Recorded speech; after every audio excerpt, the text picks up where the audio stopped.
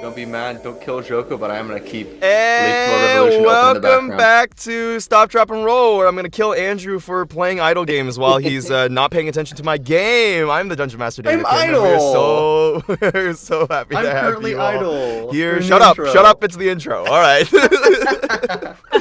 All right. Should we take it from the top again? Hold on. We have to take it from the top again. I'm gonna reset. Yeah, okay, alright. From one. All right, so from please, one. Everyone, shut the fuck up. And welcome back to Andrew, Stop. I'm God sorry. Oh, I'm so damn sorry. it! All right, let's just my get into the God. cast One more. introductions because this sucks. All right, so without further ado, let's introduce the cast for our stupid game today, who are all gonna die. First up on the docket is the person who's not paying attention right now, Andrew. I play Joko. I am in the moment. I'm here. I'm ready to rock. Joko's a vengeance paladin. He knows what's up. Also, maybe a little clue in that previous sentence, his pronouns are he, him. Lovely. Thank you, Joko, who definitely will not die today. Next up, Gavin. Yeah, that's me, Gavin. I play Poe. He's a little warlock, ranger, halfling. He may die today. It's very possible, really, any of these episodes. It's really, really right there. Yeah, Damocles' and sword his is really hanging over him, you know? Mhm. And his pronouns are he, him. Awesome. All right. And Kyle, the one well-behaved member in this room. Hi, I play Artie, and he currently has a hard-on for knowledge. Don't we all? And what's his pronouns? Yeah, Okay. And last but certainly not least, our favorite Eladrin, Becca. A real-life what's up? Eladrin. You're a I'm- real-life elf. I'm not talking about Fen.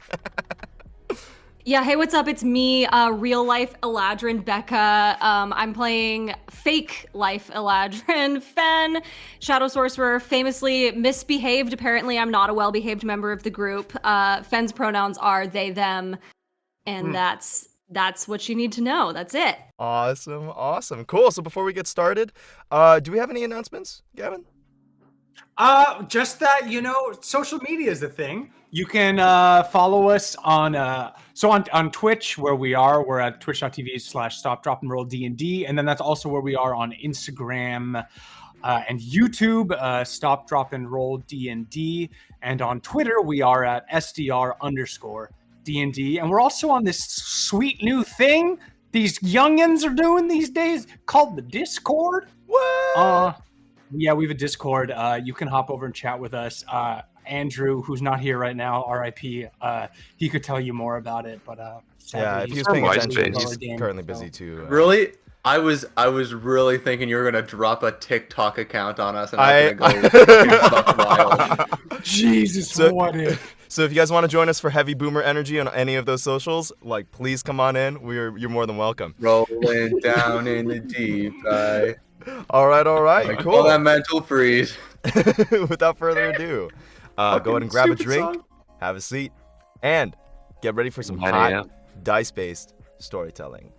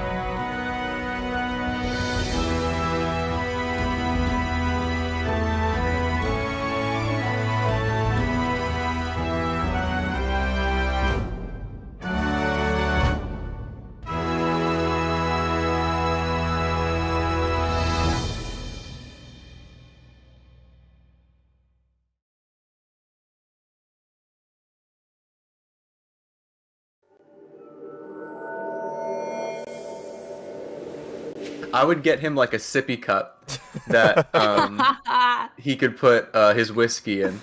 And we're back. Last we left off, don't mind the conversation. Last we left off, the Grim Troupe, having been sucked into the abyss through a portal, have been trying to get back to the Feywild and to their homes ever since. They were able to find a small little civilization, a small town in the abyss known as the Broken Reach, of which the leader of the town, Red Shroud, was a person that they were meant to meet. So they went in, and after having, explored a small bookstore, they went in to have a meeting with Red Shroud. But, unexpectedly, the Grim Troupe ran into an old enemy sitting at dinner with Red Shroud. Alistair Sybil, one of the leaders of the Triketra, a group that the Grim Troupe has been trying to fight since very, very early on, was sitting across the table from the person that might be able to get them out of the abyss. And so, after a tense moment where they were trying to dodge detection, Alistair was able to pick up on the identities of our troupe, who were alive and well, much to his chagrin. And the troupe talked with Red Shroud, seeing that if she requested that they get a book full of the names, these true names of the demon lords, and that would give her enough to give them passage out of the abyss, or whatever favor they might like. So the Grim Troupe, following along with this Mereneloth, this Charon-esque boat captain who would take them down the River Styx, discussed about how much they did not want to do that and go through those plans. They didn't trust someone who was allied with the Triketra. And so they went to the Library of Orcus, this library where they heard that they could find some of these books, things of interest or of note. In doing so, they ran into a paladin who had apparently been corrupted somehow, a paladin of vengeance who was hell-bent on destroying all demons and had somehow been twisted into destroying everything. And then they met the librarian of the Library of Orcus, a very fun and quirky demi-lich by the name of Harthoon, who struck quite a friendship early on with Artie and the rest of our Grim Troupe. And now, here in the library, as they search for answers, we can pick up the game as Joko, passing by one of the corridors in the library, passes by a door that began to speak to him of playing a game.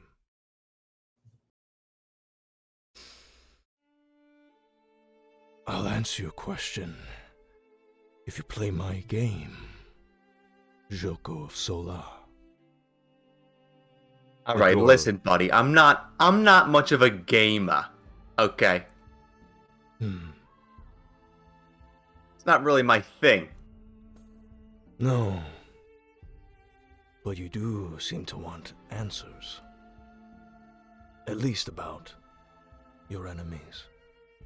The people you Oh, hunt. yeah? And what, you're gonna give them to me? If you play my game. Oh, I have to give you something in return, so you're not giving it to me. We're fucking trading. You should know best, Shoko. You can't gain anything except by taking it. Yeah, I know. Joko kind of inches the sword out of its scabbard. He says, so why don't I take your information right now? You can certainly try. The door with the face caked into the middle, this carved, ornate door in the middle of this library with massive floating bookshelves just kind of strewn about, slowly veering in and out of your view. The door of massive ornate make, this twisting smile begins to form across its lips, unfazed by the sword that you've drawn.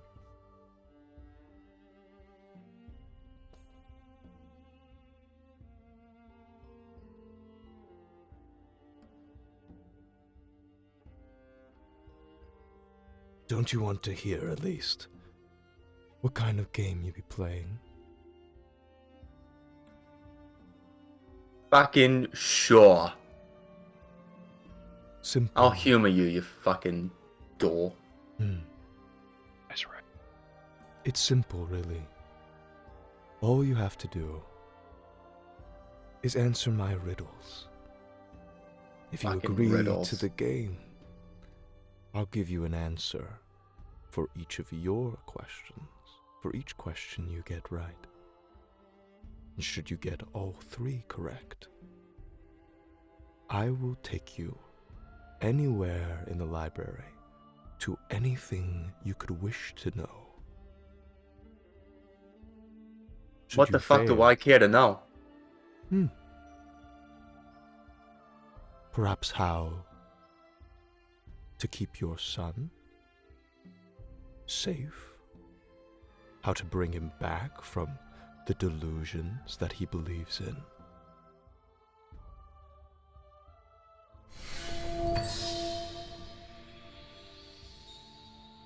Oh yeah, and what if I lose, huh? What if I play a stupid game and I go 0 for 3? Because I'm fucking shit at riddles. Fucking so stupid. Well, let's just say it'll be fun for me in a different way. Ah, then fuck you. The door frowns. Fair enough. Bring me a more suitable competitor. You bore me. And the eyes close on the door. Or me? Yeah, whatever. Read you for filth, Shoko.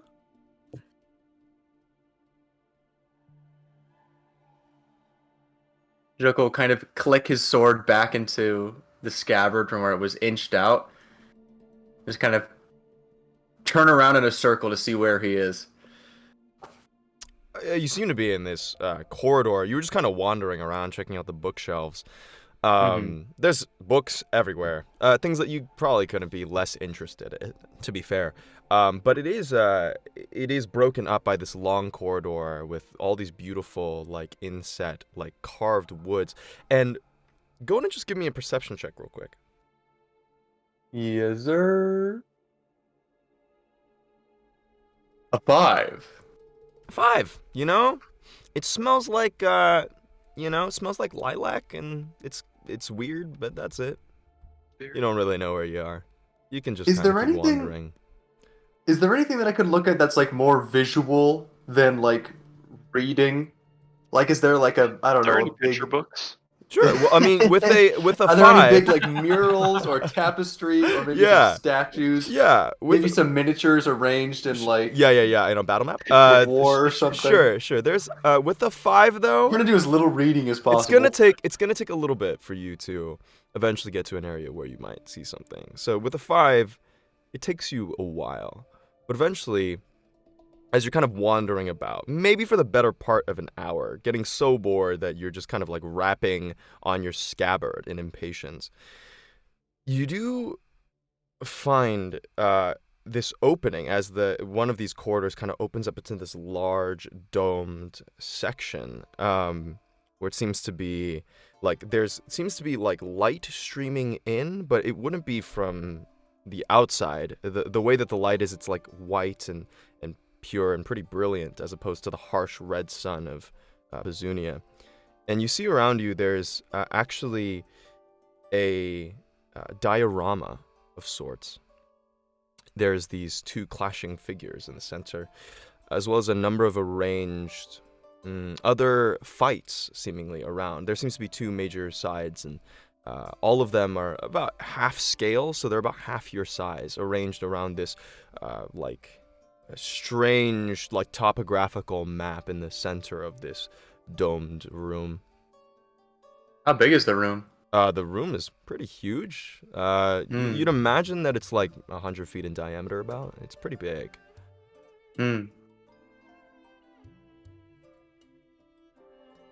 Is there like a central battle that's going on? Or actually, Yeah, before I ask that, sure. are there like, is every battle like one being against one being? I guess this wouldn't require a perception check, really.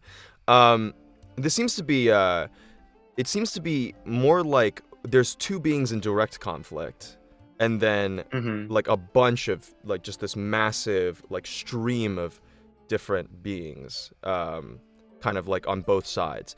One side seems to be like they're well organized in these like very, very just very, very organized platoons almost, like a very, very hierarchical army where it's arranged pretty intelligently, you'd assume. The other looks like a complete mess. It's just like a horde of like beings. And what's kind of noteworthy is you see this like blood red river like running through the middle like of this battle. And the two larger figures that you're seeing, there's a couple of these like, figures that are standing out a little bit like head and shoulders above the rest of these like smaller hordes. The main ones though, one of them has this large, like almost like snake-like body in some ways that seems to trail on through the entire battlefield, like almost infinitely long. And he has like a scepter in his hand and is more human-like with like a dark goatee and red fiery eyes on one side. But some of his features are shadowy, like unfinished in some ways, but almost like they're purposefully hidden in others.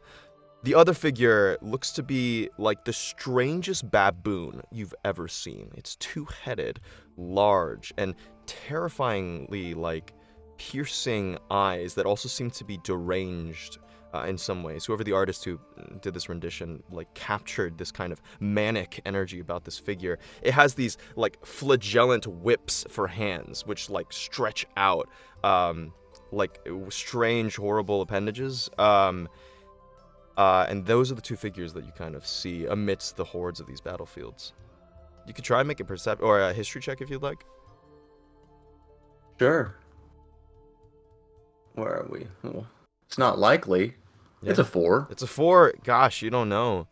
They look pretty evil though, which is weird because it's not like it doesn't feel like it's good fighting evil. It just looks like evil fighting evil.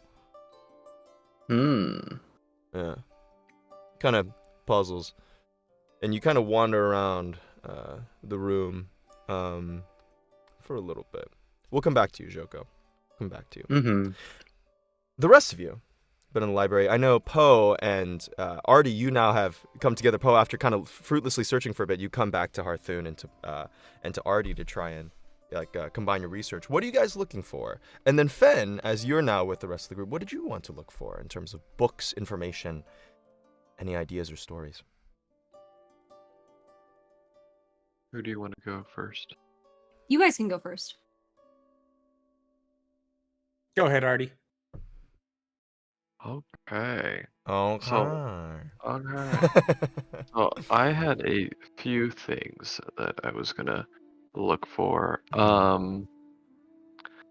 think the one that would be easiest for me to find, so I'll start with that, is I want more information on hags.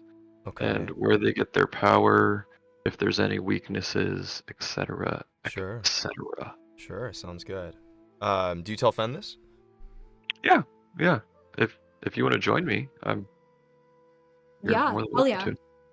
Yeah, I was thinking that like, obviously, this is going to be a persistent issue that I don't think will go away because hags seem to live obnoxiously long, so maybe we can find some like secret to their longevity or way that you can please them without dying. I don't know. Yeah, that would be optimal, I think. All right, so the two of you, as you kind of stretch over your hand over the shards of obsidian glass that form the kind of not brochure. The table of contents? No. What is the word? They don't use the Dewey Decimal System here? No, they don't. Regardless, there is a sort of directory. Thank you. There's a directory that forms the directory of this, and you have a couple of like areas to be able to search. You see that the glass kind of whispering in these kind of like shards as they kind of slide over each other, producing these like high kind of like silky harmonic notes and tones as they pass over one another. Go ahead and make an investigation check. You guys can do it together, 2 separate rolls, or one with advantage. You can. I'll make one. Do you want to do your own, or do you want to help Artie? Do by it. All right, so you two can both roll separately. Let me know what you rolled. Can I ask Arthoon to like if he can direct me? Yes, you see the floating red gem embedded on the left eye with glasses and a fake beard wearing floating skull kind of peer over the edge of one of the books and kind of tilt his head in a kind of curious fashion. What can I do for you, my child? So, we had the unfortunate experience of dealing with a hag recently, and those are some Yes. unique creatures. Admiral beings, quite beautiful in my opinion. Yeah, I think there's great beauty in them. Ben However, looks at Artie and just like furrows their brows. Like, what? however, we wanted to learn more about like their origin and abilities in case we get on the bad side of one. We want to have that sort of protection, right? Oh, I see. A general protection against hags. You might want to look under histories. Okay. And I'll go under histories and begin my search there. Now, my boy, should you need my assistance, I would love to come back, but I actually just felt a disturbance in the lower halls. I'll be back in just a moment. Have to deal with that. Is it Poe? No, Poe's right there next to you. No. I know. But hey, what about? I know. What about I me? Where are you recognize going? that Poe is right next to me. Poe, is it Poe? No. I'm looking at Artie and I'm It like, could be. Something else I entirely. just nudge you and I'm like, dude, Okay. I'm right here. And you watch as the skull kind of like chatters its teeth, smiles a little bit, and pops out of existence. Was that similar to a dimension door that I cast? I was just curious. Oh, you can make an Arcana check. Can I? Dirty 20. Oh, yeah, it is similar to a dimension door. Okay. I was Absolutely. just curious if Yeah. that gives me insight into potentially teleportation spells work inside of this. Anyway, okay, checking in the history section for hags. Sounds My good. investigation check was a 19 plus 6 for a Wow, total of 25. that's 25. That's really good. Okay. I'll do my check, even though it probably won't matter.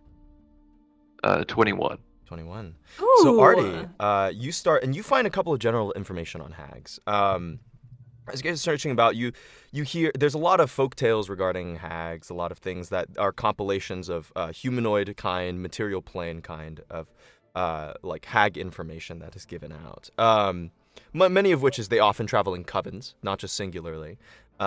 They love to. There's many different varieties of hags that you learn. There's anise hags, boar hags, green hags, sea hags. It's pretty much like whatever locale they can find to dwell is often where they will like just reside. And generally, they tend towards the trickstery sort. They tend to screw over a lot of mortals in very heinous ways. Sometimes not obvious. And the main thing that you kind of learn is that hags, they store their heart, apparently, in order to be destroyed, needs to be burned into ash and buried. Or, sorry, scattered. It needs to be burned into ash and scattered in order for a hag to be completely destroyed. Otherwise, they will reform over time. Their origins are conflicting. Some people say that they were birthed in the Feywild. Some people say they come from the astral plane or from somewhere else. Some people say they were born out of the nightmares and the dark thoughts of collective humankind. But all they know is there have been stories about hags since pretty much the dawn of time. Is kind of what you find. These general information about hags. Spread ashes. Yeah. Fen, Fen, does it seem like with your 25, you find a specific book that is titled The Greatest Among the Hags, Baba Yaga. ugh.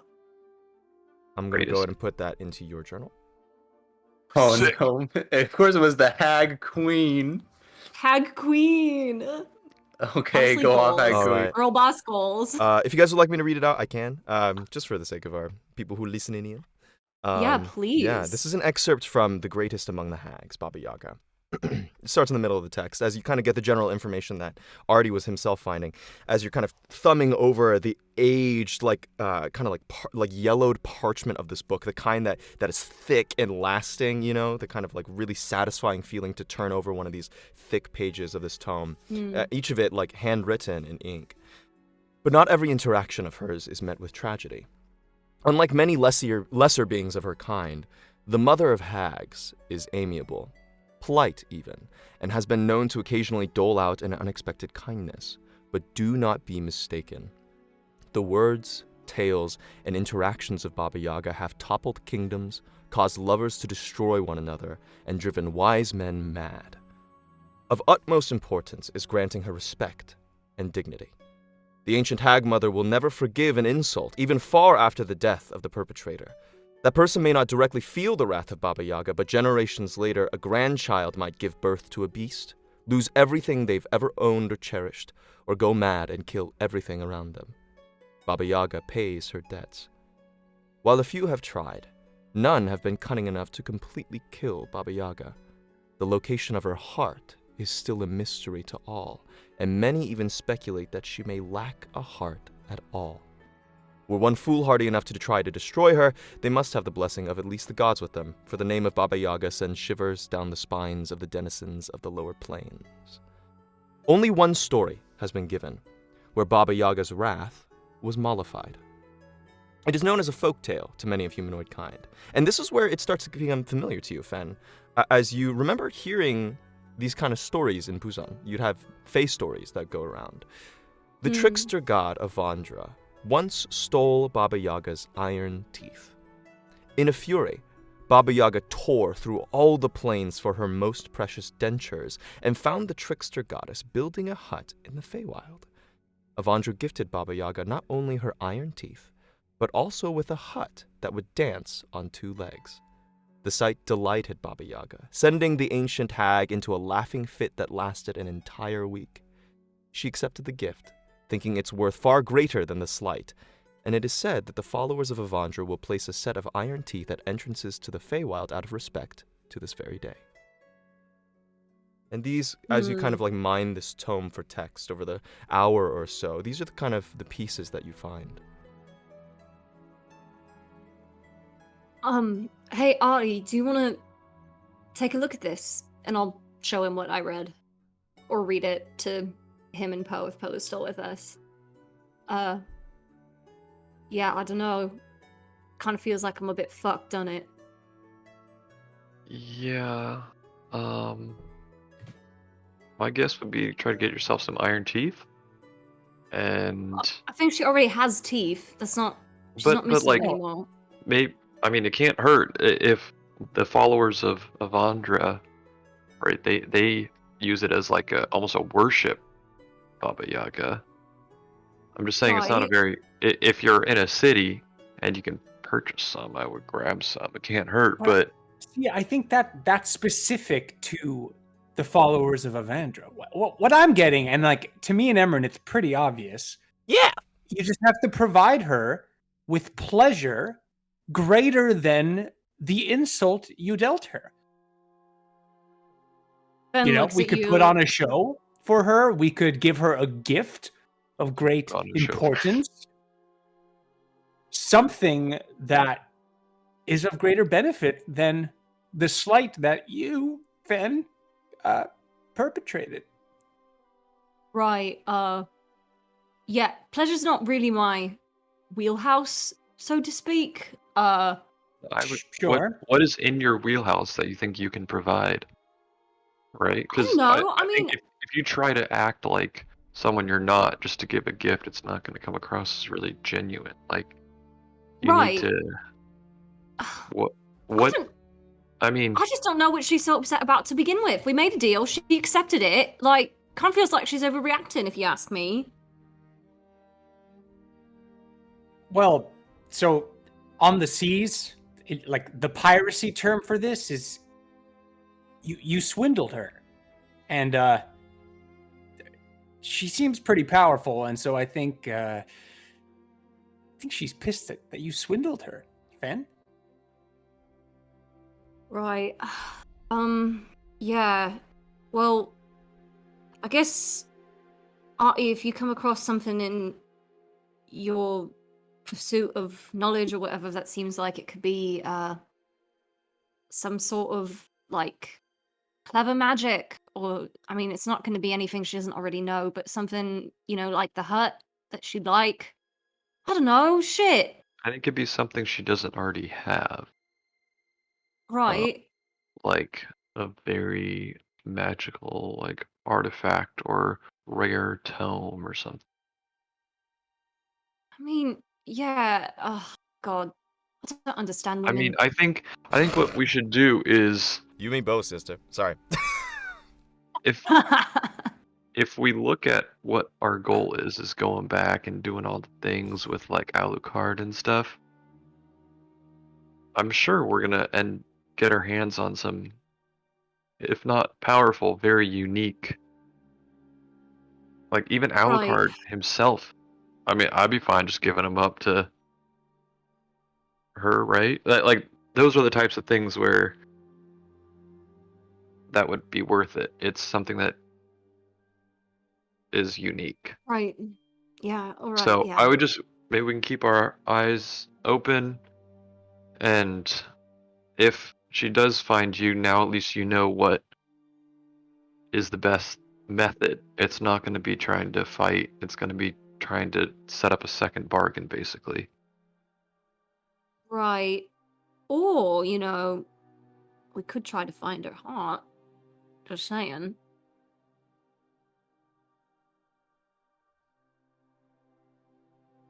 So yeah, now you know that if Baba Yaga comes, the best way is to try to. Yeah. All right. Got it. Thanks. It just Uh. it seems if Baba Yaga was set on murdering the entire world, then I might be considering something like that. But it just I think we can get around this without trying to kill her. Hopefully. Yeah. Yeah. You're right. That's smart. We should play it safe. For now, if push comes to shove, then we'll do what we can. But at least now you know a little more, right? Well, Right. Well. plus one in the knowledge category. That's always good. Yeah. On the Well- bright side, it's not like I'm planning on having kids, so it's not like they're gonna be, giving birth to beasts or whatever. Like it seems like Good. it might end with me.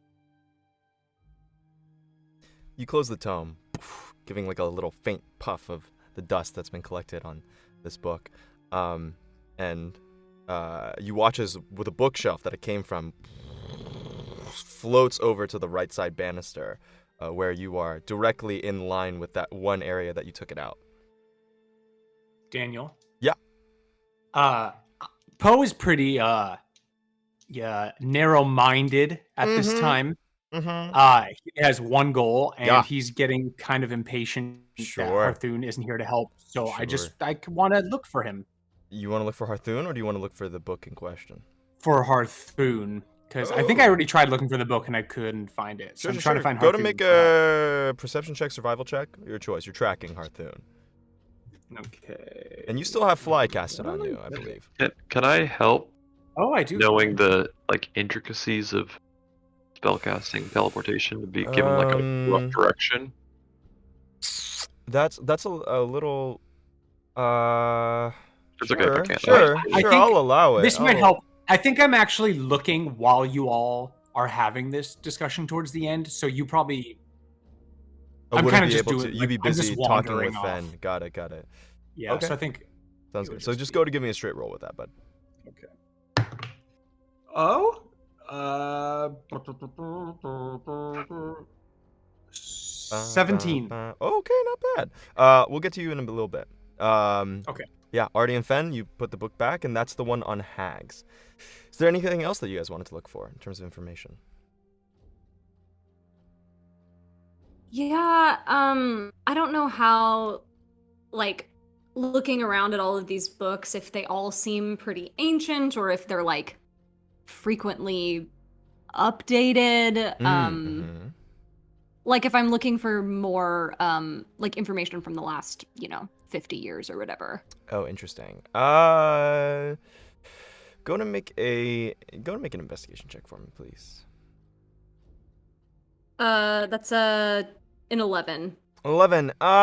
Things seem pretty old. A lot of the information that you're finding here is kind of about like ancient things, origins of things, especially like old magics. There doesn't seem to be a whole lot that's dedicated to like modern times. Sure. There is like one book where it kind of summarizes the last like 100 years as "and the humanoids fought," which is what they always do. And it was kind of like a throwaway line from this one author who's collecting histories. You're kind of getting the sense that there might be, but you can't find it.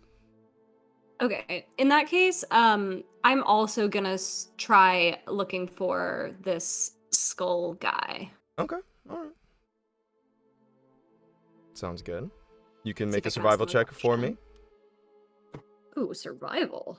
Yeah, or perception. 15 plus 5 is a dirty Oh, 20. great. Oh.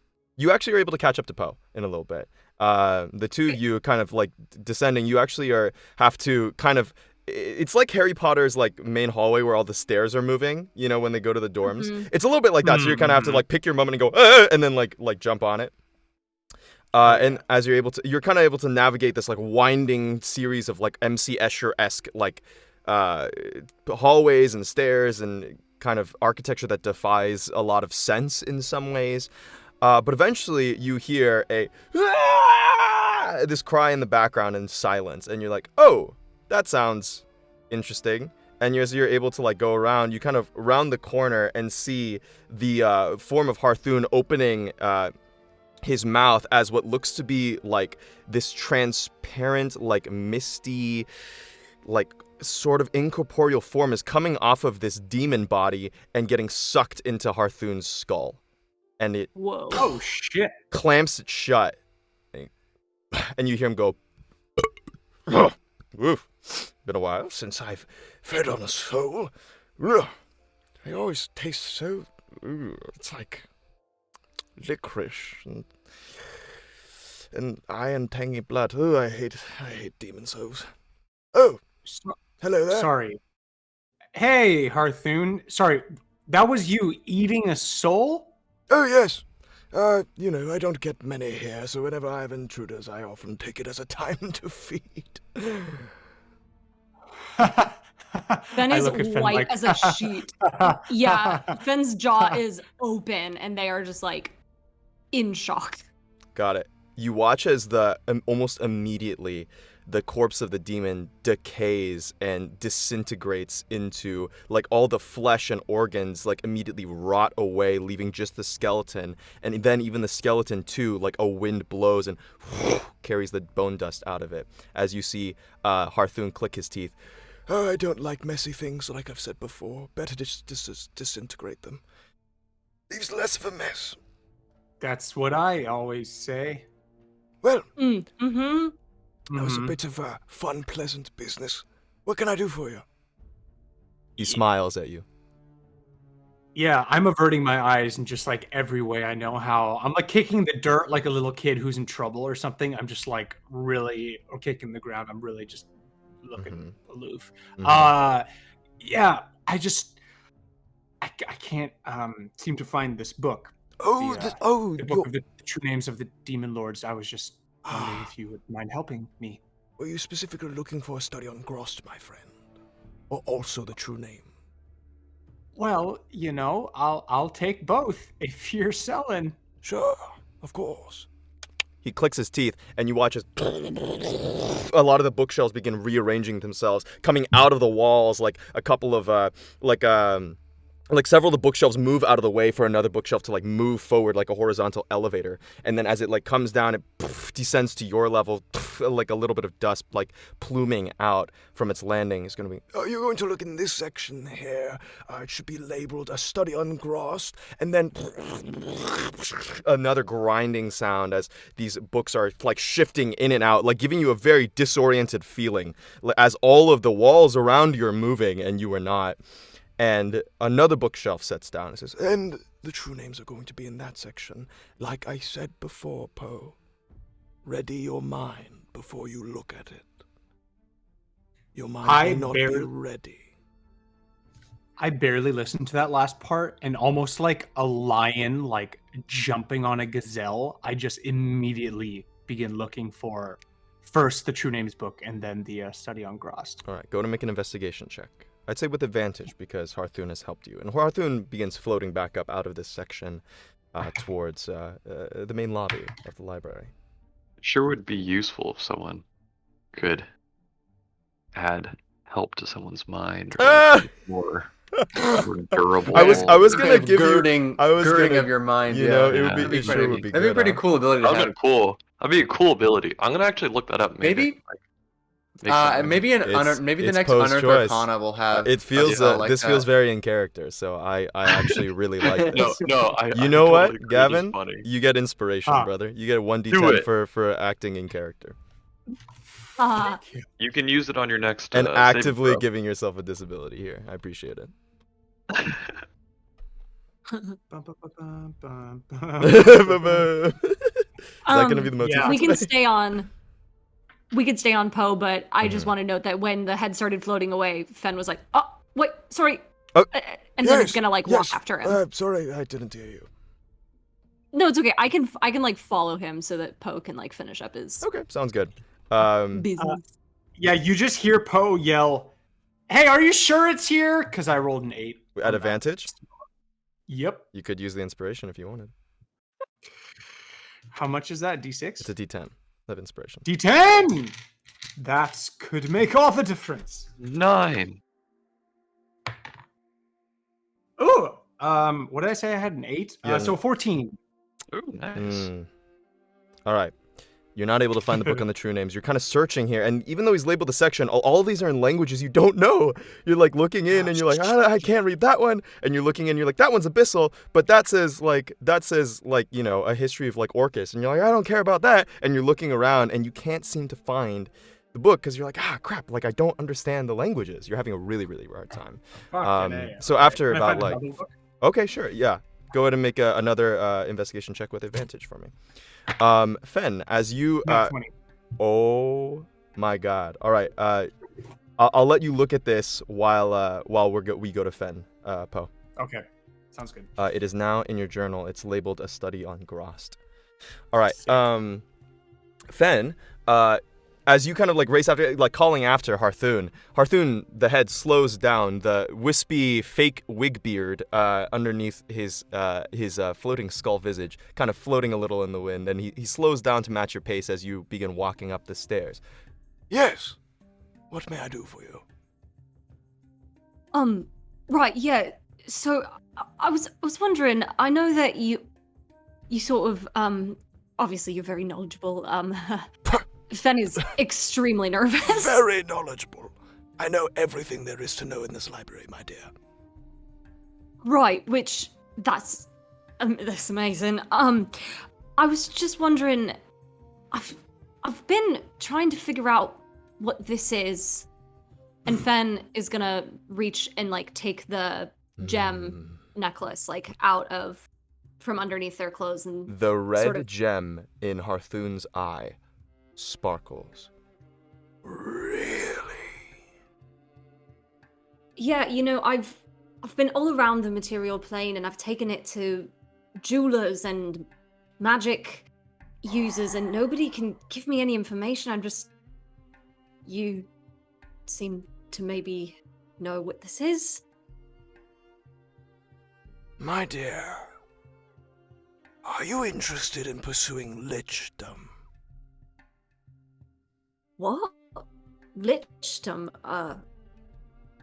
Why do you ask? Because of what you're holding. Why are you in possession of this? How? Well, back in the material plane, in the shop that I lived in with my mum, a man came in and he sold it to her, and it, well, you see, she died. I think because of it, and so I've been carrying it around. I don't know. I've wanted to get rid of it so many times, but I just can't part with it. I don't know why. And feels like there's something that it's trying to tell me or that I need to know about it. You hold up the black gem, glinting in the light of the library, and a dangerous glint goes over Harthoon's one ruby red gem eye. What you hold is a failed phylactery, my dear. It is Phylactery. phylactery. It is a vessel to hold an undying being's soul. Whoever gave this to you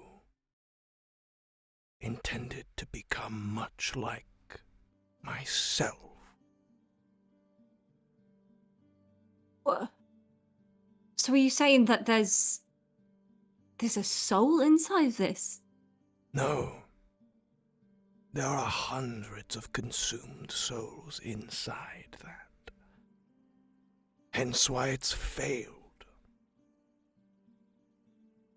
Ben's eyes go wide.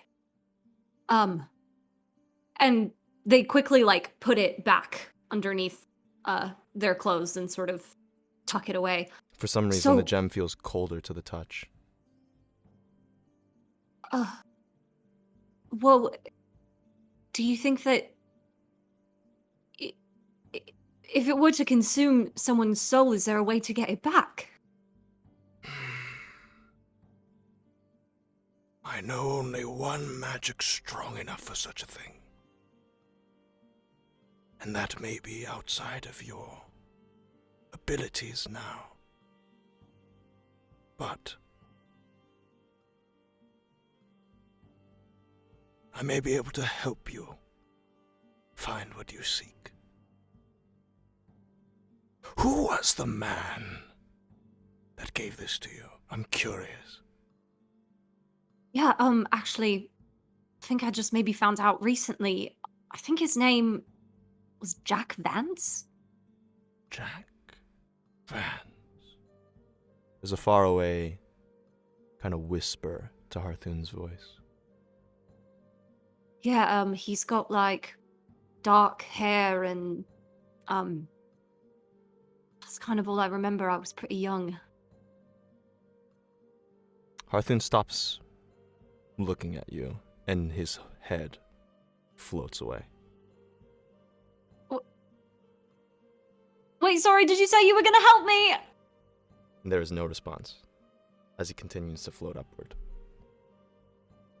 Poe, you holding the names, or the book of the study on Grost, you're noticing that it's written by one Igwilv the Inscrutable. You can make a history check as to if you want to know who that is or if you know that name at all. I would love to. Sure.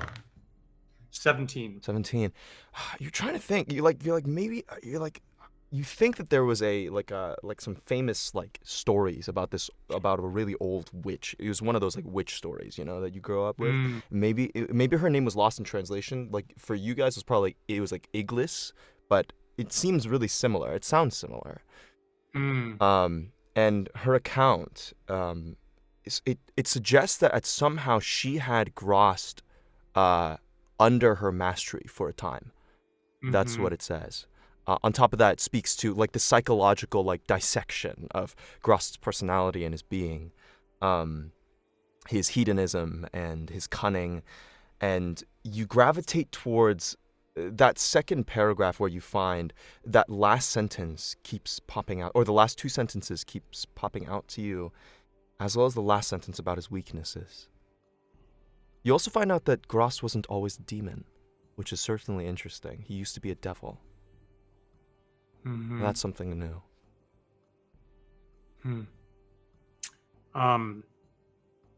Yeah, I want to find out more about Igwilv the Inscrutable, so I'm gonna, Sure. after I finish leafing through it, I will regroup, but in a much more, not leisurely, but not as manic this time around. You got it, as you got to begin searching around. We'll come back to you. Artie and Joko, the two of you, who wants to go? I'll go. All right, Joko. You've been going around that room for a while, and you notice there's a small orb, like next to that diorama, a small orb that's just kind of floating in the middle of the air. And it has some like runes on it, but you can't read it. It's not in a language that you know, I don't think. What languages do you speak? I speak Common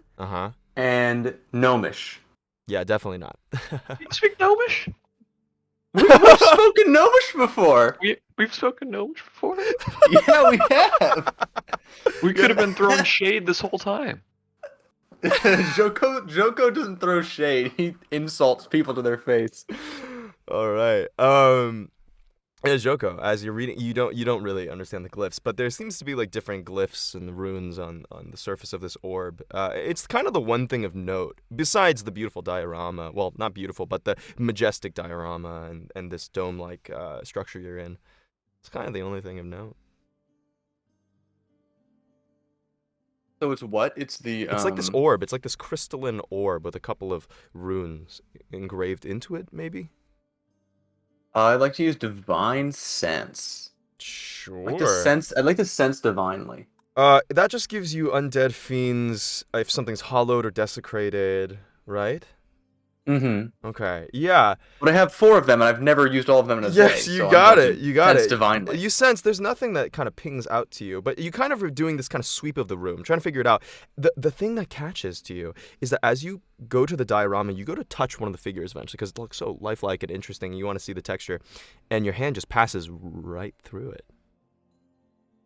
Like it doesn't stop at the figure. It just you pass through like one of the spears that one of these hierarchical armies is holding, and then you kind of like move your fingers through the heads and even through the big figure. None of it is corporeal. All of it is an image. Does it give me any like resistance, or is it really No, just like it's like you're just passing hologram? through air. It's like a hologram. I kind of want to approach this orb and see what's Okay. going on. You got it. Yeah, there's a couple of glyphs on it. As you're kind of looking, it looks like there's a couple of indentations, like the orb is segmented out into what seems to be like 4 different parts of the globe. And right now, like, it looks like the red one, this red glyph is glowing. How many glyphs are there? There's 4 of them. 4 of them, and the red one is The glowing. red one's glowing, yeah. Do I see any other red in this room? The other glyphs, yeah, a lot of red. Yeah, I mean, there's white light coming in down, but I mean, like, a lot of the figures in the armor in those, like, armies that are well organized, a lot of them are red. A lot of even the hordes are red, of that, like, crazy disorganized place. The dude with the, I don't know if dude is the right word, but the dude with the long snake tail, he's red. There's a lot of red. There's a lot of red. There's some magical braziers, a couple of the fires red, a lot of red. Does this orb look like it's solid? Like I could touch it? Yeah, it looks solid. I want to grab... What's something from my bag I could grab? Mm-hmm. Oh, I didn't write down what's in my pack. I'm just gonna assume that I have one of those tent pittons Mm-hmm. in my pack, right? Okay. I want to reach out and try and touch one of the non-glowing got it. glyphs with it. It's organized. It's organized basically north, east, west, south. The south one is the one that's glowing. Which one did you want to touch? North, east, or West. West. Okay. You touch the west, and you watch as the entire image of those 2 fighting armies vanishes, just goes completely out, and you watch as 2 like. About 4 spinning points around the outside of the diorama, which you didn't notice when it was on, like light up again and kind of flicker to life. And then all of a sudden another image is light cascades out of them and begins to form up like, it's almost like if water was like flowing upward, I guess, is the best way to explain it. But the light kind of forms another image. You see on this west image, it looks like like it's more organized above and below. There is this like sweeping ground that looks very similar to the ground that you just saw on the with those 2 sides warring against each other. Only this time on the bottom there isn't like 2 armies. It's one, all of them with spears kind of pointing upward. Above is this like there's these clouds and this golden light that streams through. You can see like a couple of like silhouettes of like pillars and beautiful marble-esque like almost Grecian sculptures and things. And in between them, you see a couple of figures rimming this like haloed entrance up above that all have like wings and are kind of staring down at this one being in the center who is falling. It is this like seems to be female, bald, whose like one side is a left wing that's fully feathered. The other has a wing that's completely burning up. Her skin turning alabaster white, and her eyes being like threaded with black. It looks like she's falling. Is there another battle or like war going on, or is it just this one It's figure? arranged above and below. It looks like there is like a suggested battle, but there's no like clashing. It's mostly the central figure is this this falling figure.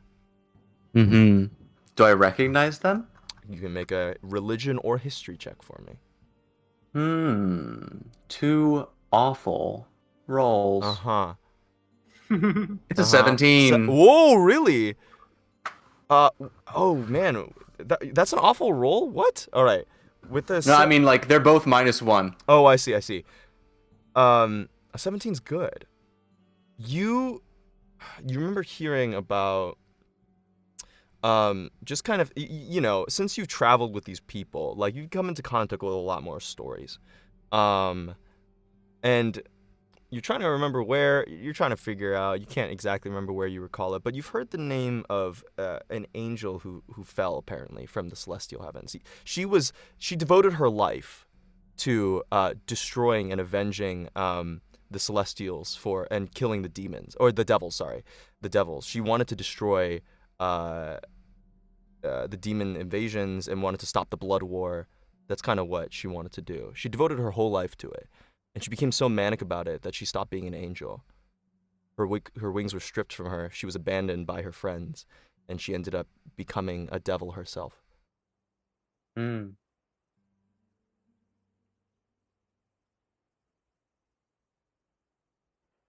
I'll hit another glyph.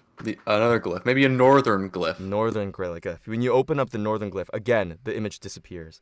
It reforms. And this hologram now is not of hell. It's of the material plane. But everything is dark. There's these vast storm clouds overhead. There is this large, like, kingdom. This large, vast, circular kingdom that spirals out. Like, you're almost like seeing it from super high up. It's so small. But you can tell buildings and structures and, like, the tiniest little ant-sized people in this diorama. And there, in the sky, is a throne. A throne, and there is a being atop it. Atop this throne. It is a 6-winged figure, with some of the wings covering over them, a chess piece with a large 3-headed dragon on it. And you can't see the face. The face is obscured. But it holds a mace and a rod. It's a dark-looking figure, even though it looks similar to the type of creature that falling woman was before, Zariel, the fallen angel. It looks like a similar type of creature, but it's dark and vastly more powerful looking. You can make a history check if you like. I'll do it again. Can I do a religion check? Because that one seemed luckier. You could also do that one. Yeah, you could do that one. Wow, these lucky religion checks. This is a nat 20. Wow. Nat 20 -1. Dang. Apparently, the words have gotten to you from Poe and Emran constantly talking about the fucking Chiketra and whatever the fuck their business is, right? You didn't really give a fuck about the lore or anything like that. But a couple of their words come to you. You remember that there was a figure that they called the Opposer, who had a symbol of a 3-headed dragon. And you guys kind of assumed that it was a dragon? But as you're looking at this creature, it's not a dragon. It's a 6-winged celestial with an iron rod and a mace. And you assume this was the kingdom that he ruled over. And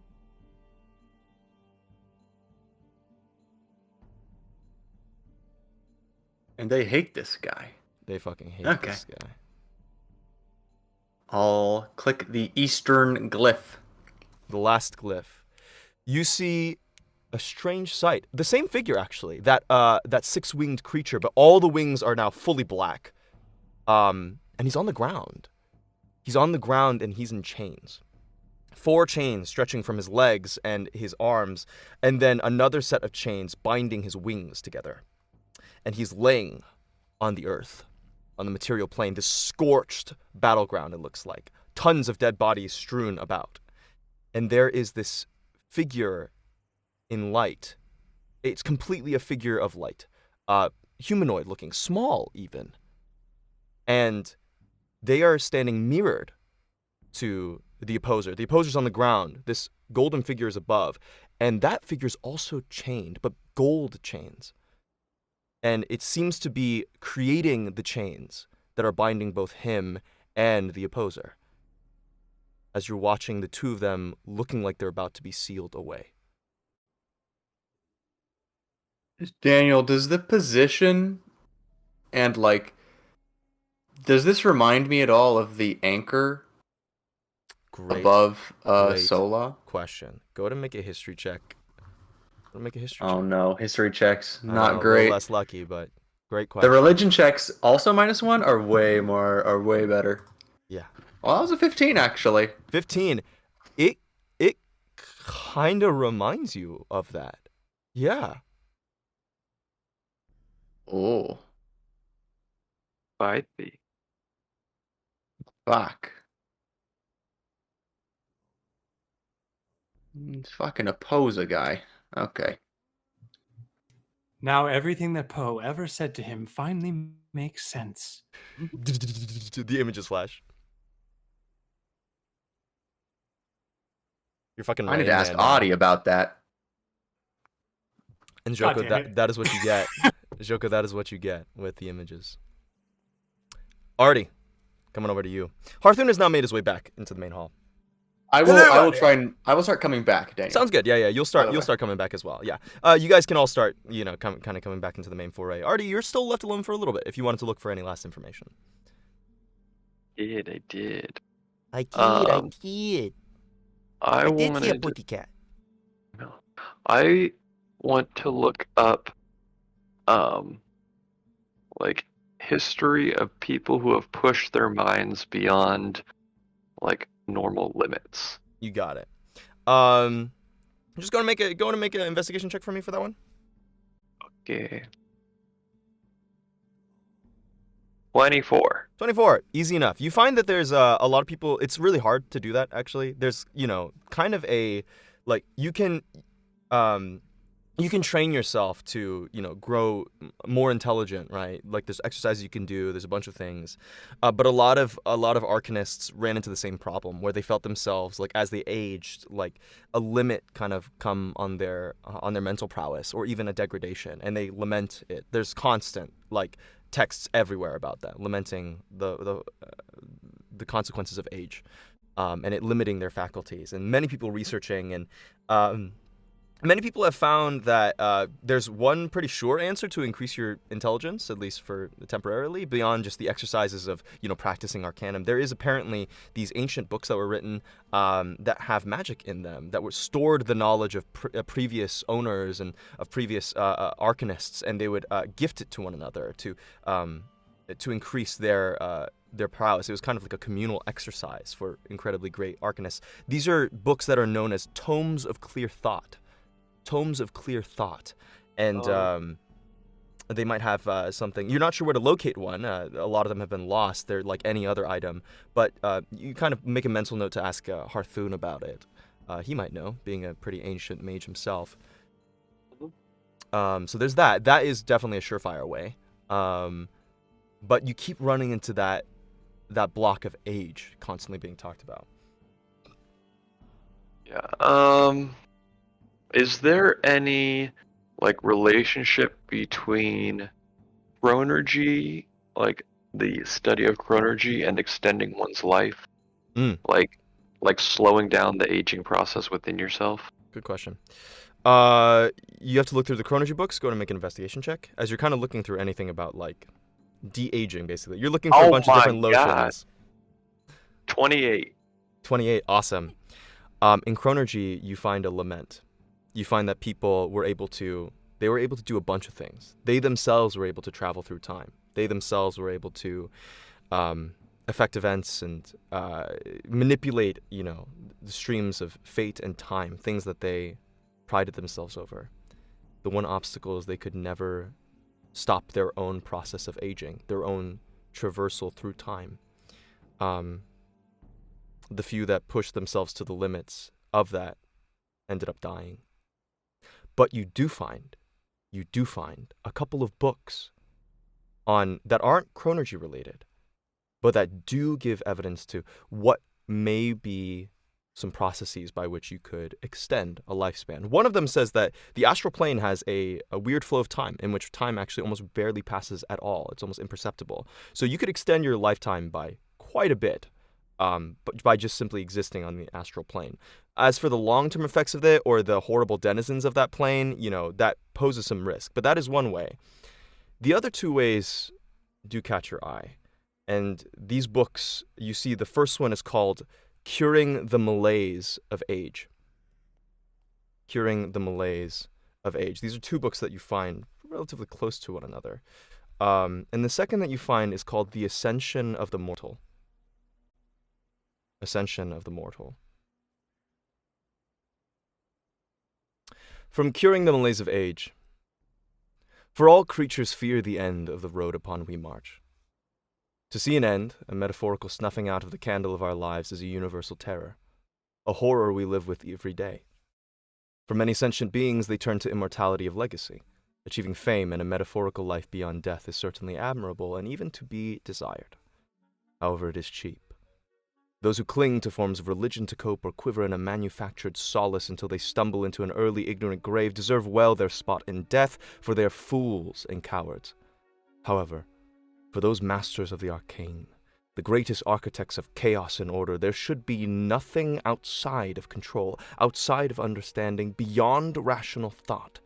The fear of the unknown only beckons the conquering of such unknowable subjects by confident, brilliant souls who have no constraints of society placed on them. For us, no atrocity is too far to achieve greatness, no question too horrible to answer. Necromancy is therefore the highest arcane art. It is the key that opens the doors of death and welcomes our corpse-born kin as alive and well. It is an answer to the question, why do we live? And only the highest and most unconstrained souls will arrive at the answer to make sure that we, the great, never die. This purity of arcana we learn from our master Orcus, the chief author of Undeath and master over the ends of our lives, and it goes on. You find that the author is scratched, but it starts with an H. Huh. Curious that one. Could be anyone who starts with an H. Could be anyone. Could be anyone. The second is a lot different in tone. The author of the first one was, you picked this up without much guessing. Very arrogant, very prideful, but brilliant nonetheless. Certainly a genius, whoever that was. The second is a different account. Comes from seems to be a quieter kind of a person, but a similar topic of age.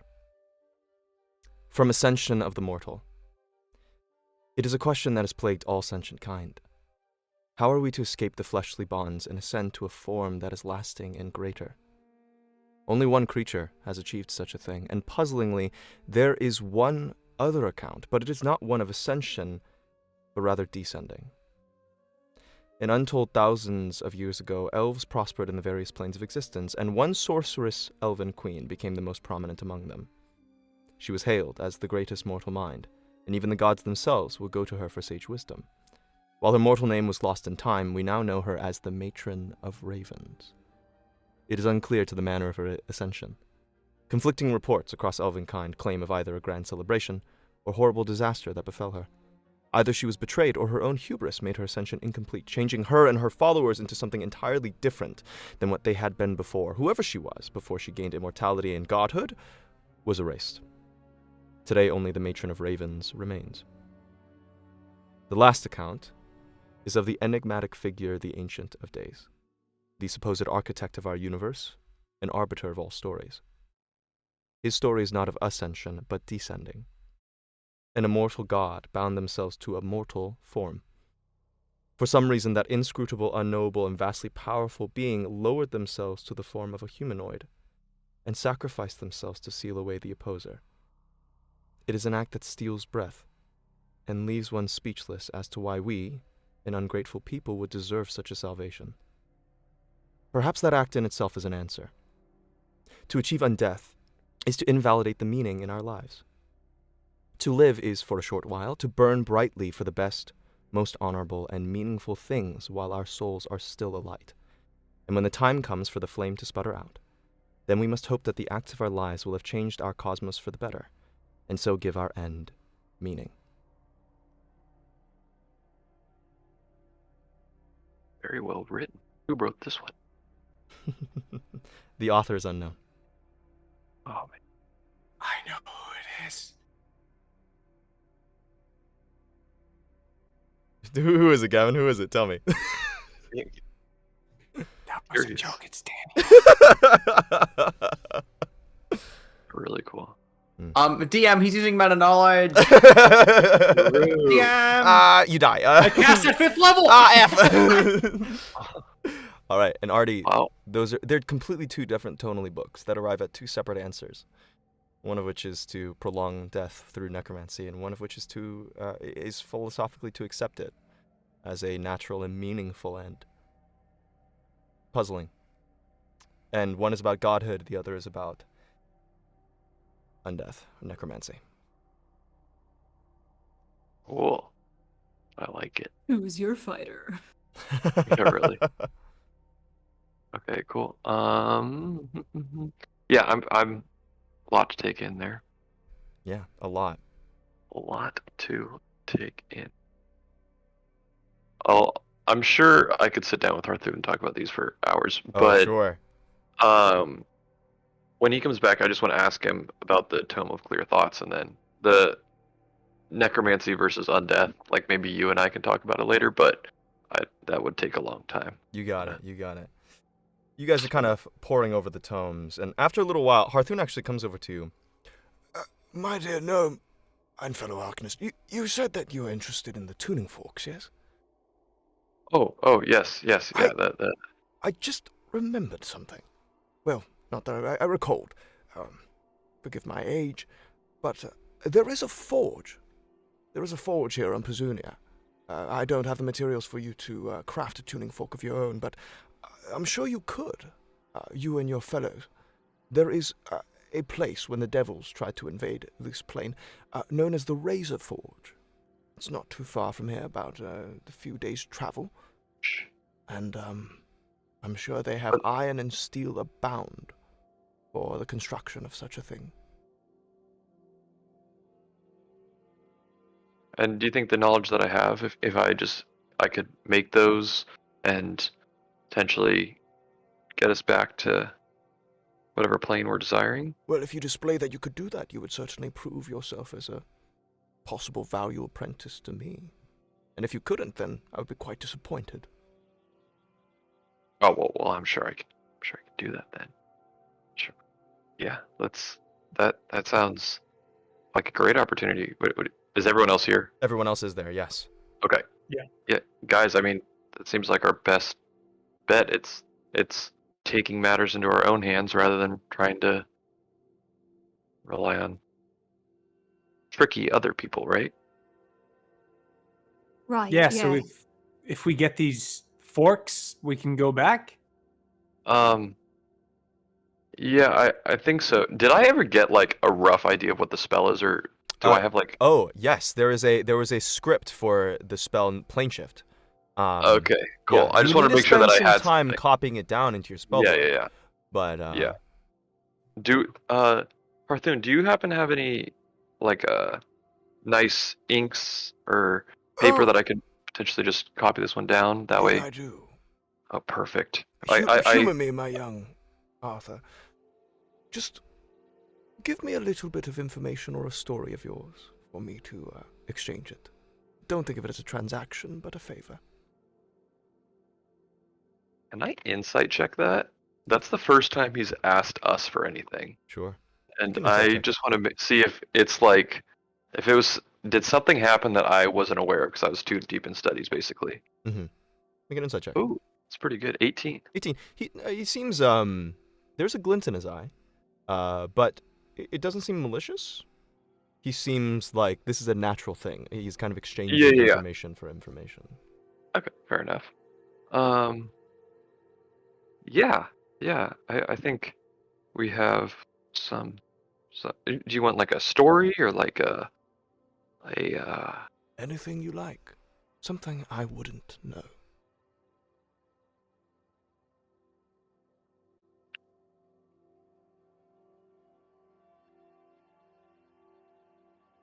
Do you know of the stupidity of mortals? Do you know the Laughs. extent He laughs a lot. of the stupidity of mortals? I can only imagine, as I myself dwelt with them for thousands of years. But please, regale me Emran. your story. Yeah. Cameron, you want to just pick up like literally just any day that you've done in the last like 2 years. Yeah. Just give a quick summary of one of those. I'm sure that'll. Oh yeah, there was this one You're right. time when Poe died, and I thought it would be a great idea to call a demon lord to bring him back to life. It worked out pretty well. She gives a little thumbs up and looks at Poe, and Harthoon busts out laughing, just busts out like a gut laugh from the middle of the skull. You swear that if there could be tears, he would be crying from laughter. The skull is even like rolling around in the air, like rolling. He looks up at you.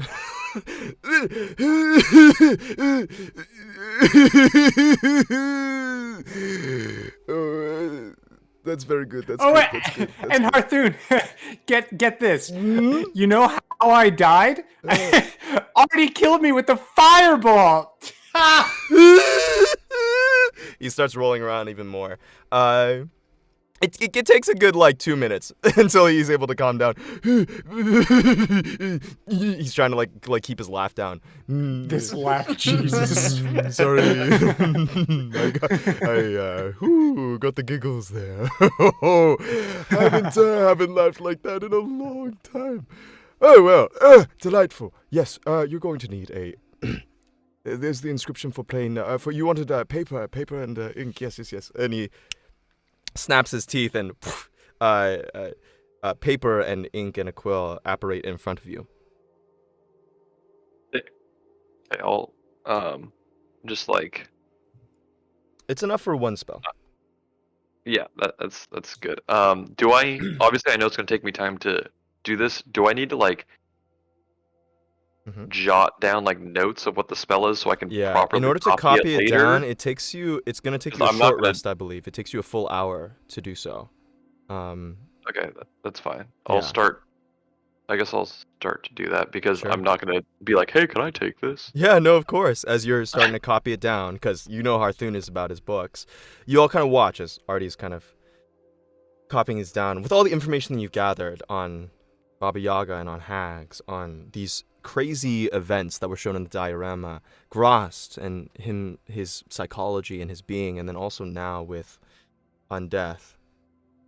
A lot of thoughts going through all your minds as you guys wait for Artie. And that's where we're going to take a break. We're going to take a quick 5-minute break, and we'll see you guys after that. Sick. Thanks for sticking around for the lore dump, y'all. It was fun. Yeah. All right. See Dude, y'all these are in so a good. bit. See ya. Bye. And welcome back. All right. When we left off, Artie, you have now finished copying in your spell for plane shift. At least the glyphs for it. You don't have the materials, but you do have the glyphs. So there's something at least. Are we taking a short rest? Yes, you guys can take a short rest over the hour. Or if there's something that you guys wanted to do or ask Harthoon or talk about in the middle of this, you also could do that. I did want to do one thing, unless someone else has something. I also would like to do a thing, but you can go first. Yeah, what do you want to do, Gavin? You go first. I'll do mine first because it's quick. Sure. As he sort of at the top of that when he was giving the quill and paper to Artie, I want to chime in and say, "Hey, Harthoon, could you produce one more of those for me as well?" The quill and the ink. Yes. Oh, yes, of course. Poof. Makes one for you. Thank you so much. And I hand it back to him. Excuse me?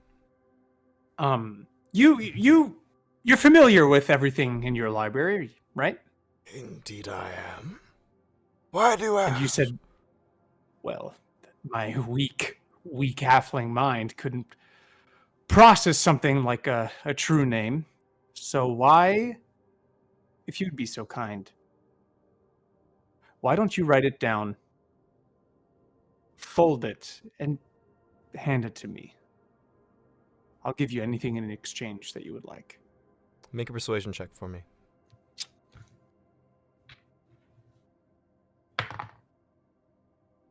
Hell yeah, dude. That's gonna be a Wow. 23. A 23, huh? His brow furrows. And if his eye could squint, it would.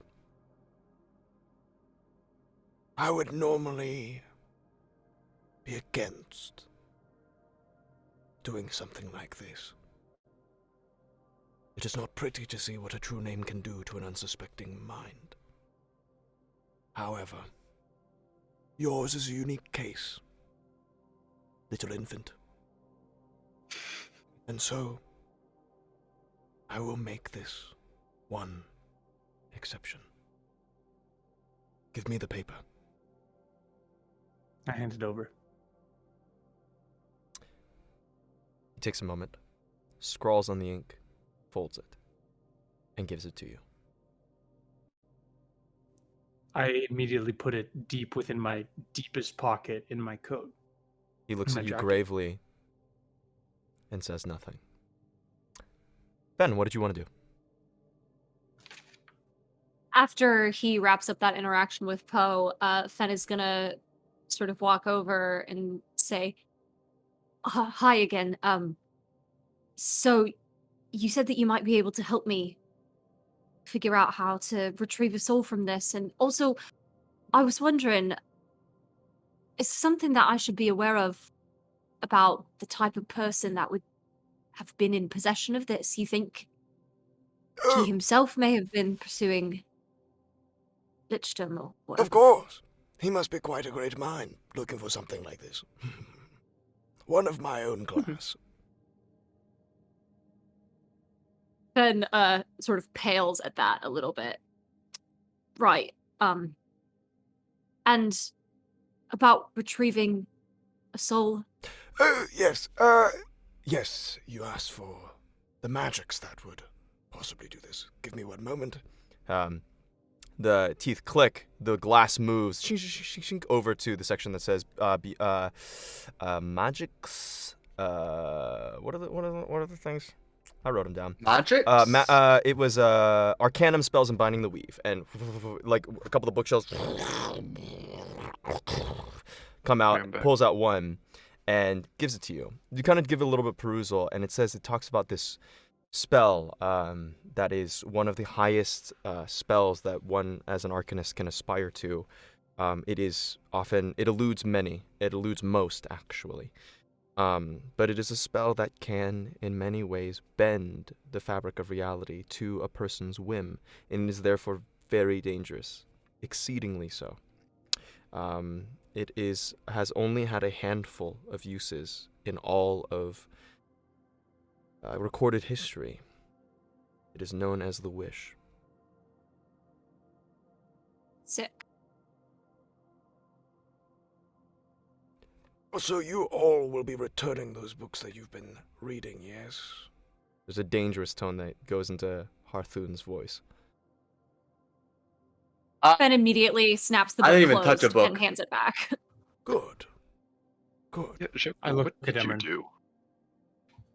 What? I said, what did you do? You said you didn't even touch a book. You just like wander around? Yeah, there was like a diorama. You know what I'm talking about? Dude, you know what I'm talking about? There was like it's like an orb, and I pushed the different buttons on it, and it showed me some stuff. I think it was like the Opposer, right? You know the You guys are name talking of the about- Did you say the Opposer? Yeah, Wait, no, like a I bunch read... of wings. Harthun's jaw kind of drops for a moment. He goes, You of all people, You know the name. You know the title, the opposer. Oh yeah, we all do, right, Emran? What? Yeah. Yeah, These guys, it's because we're these kind of guys in won't a shut the war. fuck up about it. If I'm gonna be honest, they're always fucking talking about the opposer, the fucking. Oh, it was the anchor Harthun's too. voice like lowers very like to a whisper thin but very very grave and purposeful tune. It's a whisper that kind of fills the room while also being the quietest thing. It draws you to it. He says, Do not throw that title around so carelessly. There is power in names.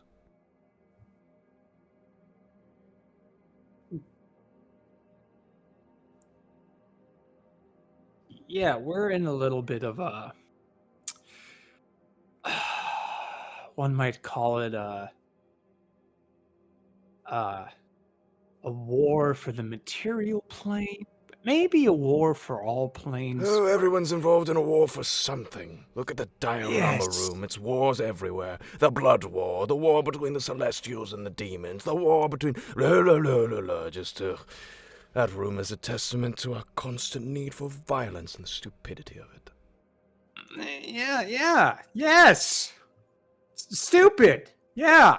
You just said And you were we're- embroiled in a war. Don't lecture me about it, thinking that you're somehow better. he sighs. Touche. Yeah, we're just fighting the Triketra, trying to bring back the opposer and sever the anchor between our plane and that of the gods. So, Great. Oh yeah. Speaking of the anchor, by the way, and then I'll just try and fill in everything I was saying, everything I knew about like that golden god that looked like the kind of reminded me of the anchor, all that stuff. You do so. Do you mention the door? I think afterward, then I would go, oh yeah, there's also that door.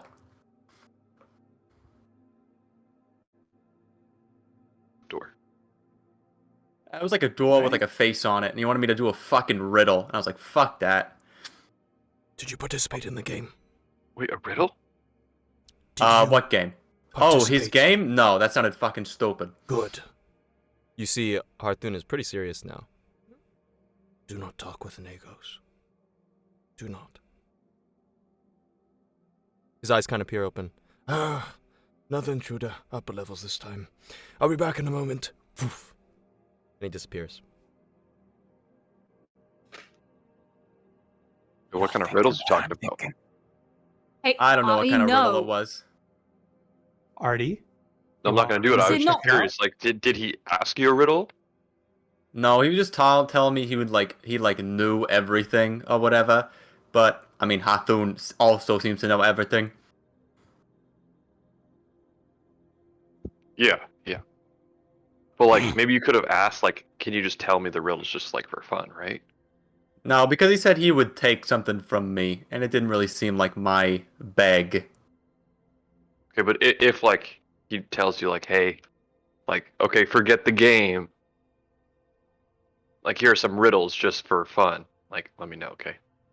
If you want to figure out some riddles, I can fucking buy you a riddle book from any shop. I don't think. Do they make those? I haven't Yeah, seen of it. course. For like children to entertain themselves. No, those aren't. No. I'm talking like good riddles. All right, You know, yeah, here. maybe I should write a riddle book.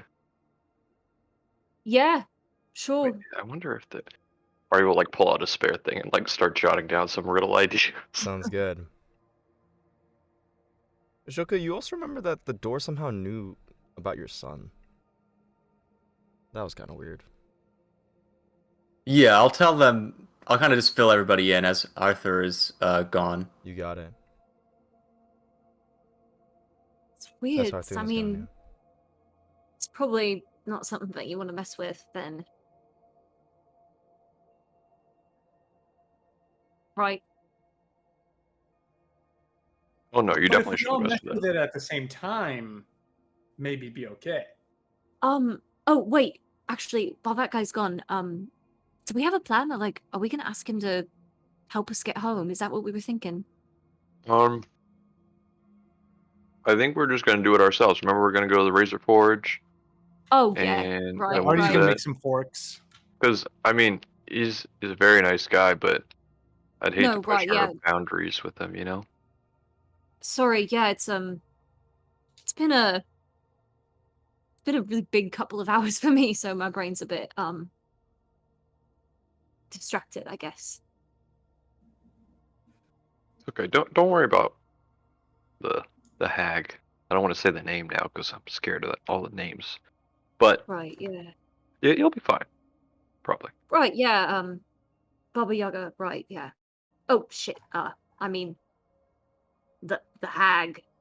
There you go.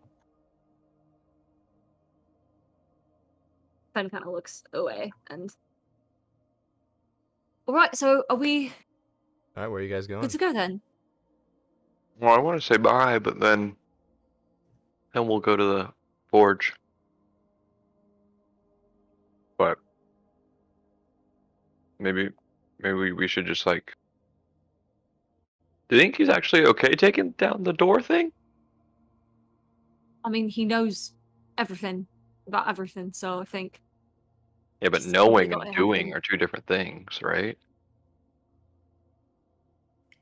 I don't think Joko- he's handling the door right now. Thought you said he was handling the door. No, he said he's handling an intruder, and I think Fen and I saw this. Sometimes there's like demons around here, and he just like eats their souls. Oh yeah, I don't It's want like to a see that snack again. I think for we him. should go. I think he's just snacking. Yeah, Pretty we cool. do not want to be around for that. Let's get going. Yeah. I'll like write a little like thank you note basically, Hmm.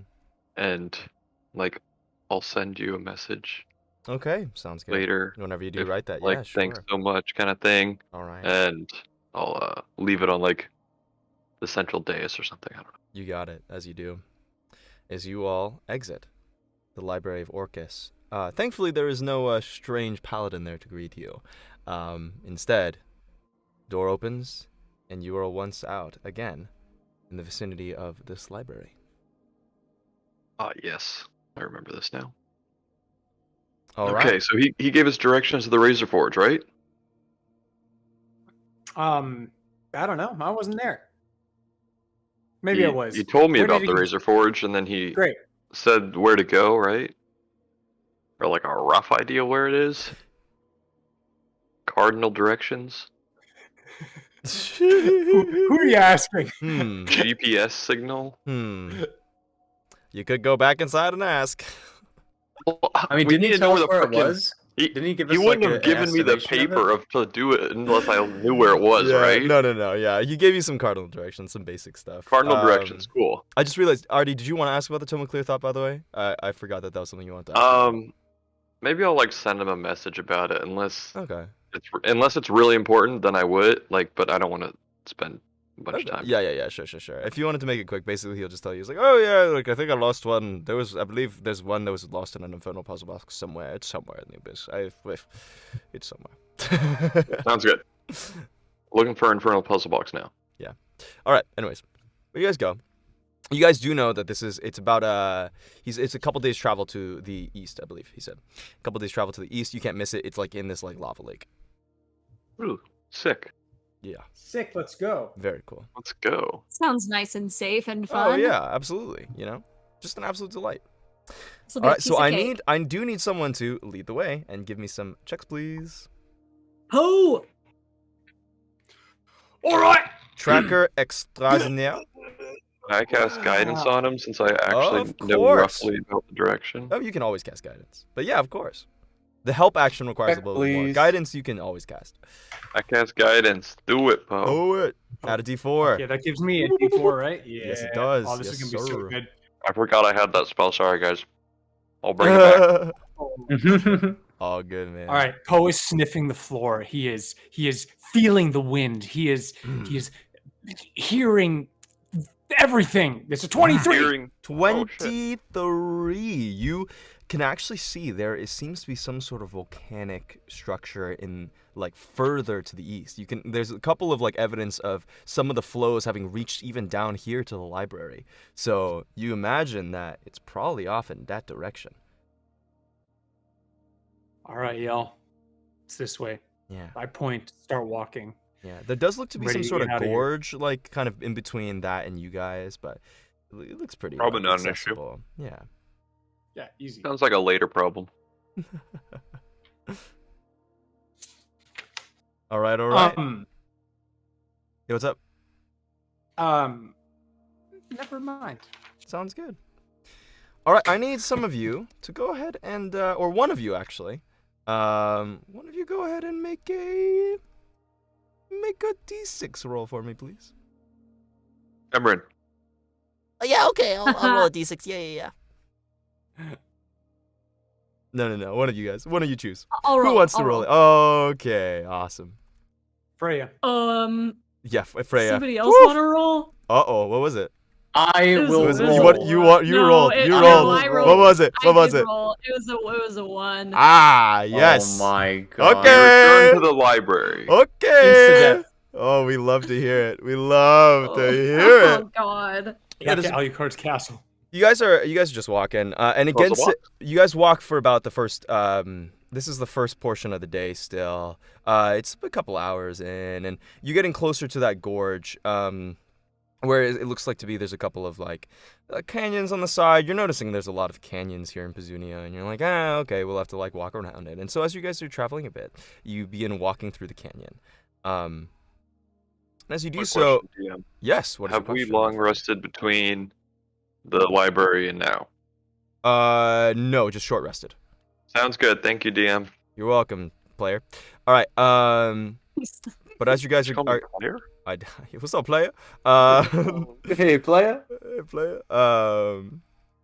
Yeah. But as you guys are kind of going about, you do kind of notice on the canyons it's a little bit quiet. Well, it's because no one's here. Somewhat unsettling, so, but like very quiet.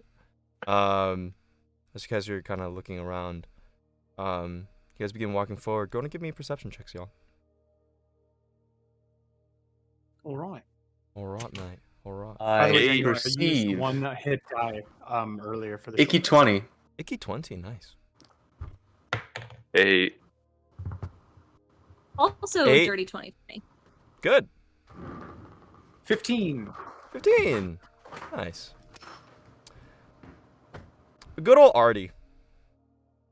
And Poe, since you're leading the pack, you guys begin just kind of walking forward towards the volcano.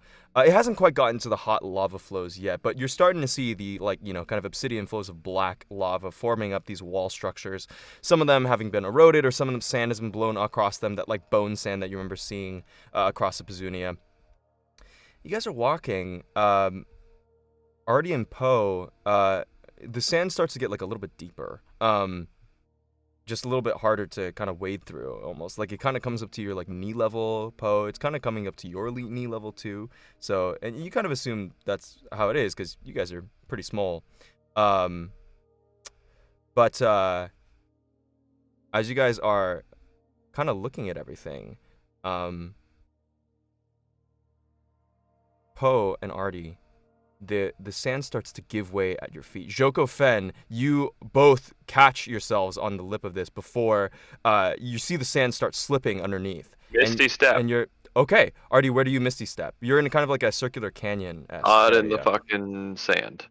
Wherever there Joko is sand. is. Okay, so you Misty Step back. So Poe, you are the only one now in that center. As you begin to slip, I need you to make a strength saving throw for me, please. Oh, thank God I didn't go any further. I never get to do these, but I am proficient in these. Okay. Fuck. That is a 22. A 22. Not bad. You're actually able to like your feet are kind of giving underneath, but you're actually able to stay where you are, not getting pulled in as the way is cut forward. And Fen and Joko, as you're kind of looking over what Artie and Poe couldn't see, Poe is going down, and while he's maintaining his position, the sand starts to like rivulet and move into the center of this area as a giant maw opens up underneath the sand, swallowing it whole. I need you all to roll initiative. Oh shit! Oh, we're It's gonna fucking fight the Thresher Maw. sand. Yeah. All right, I roll wanna initiative, punch y'all. the sand. Punch the sand. Roll to kill sand. Roll Mhm. to kill the sand. Oh my god, I forgot Daniel, how high my Yes. can you remind me? Is the lighting here? Is it dim lighting? It is all dim lighting, yes, in the abyss. Okay, great. Oh, Yup.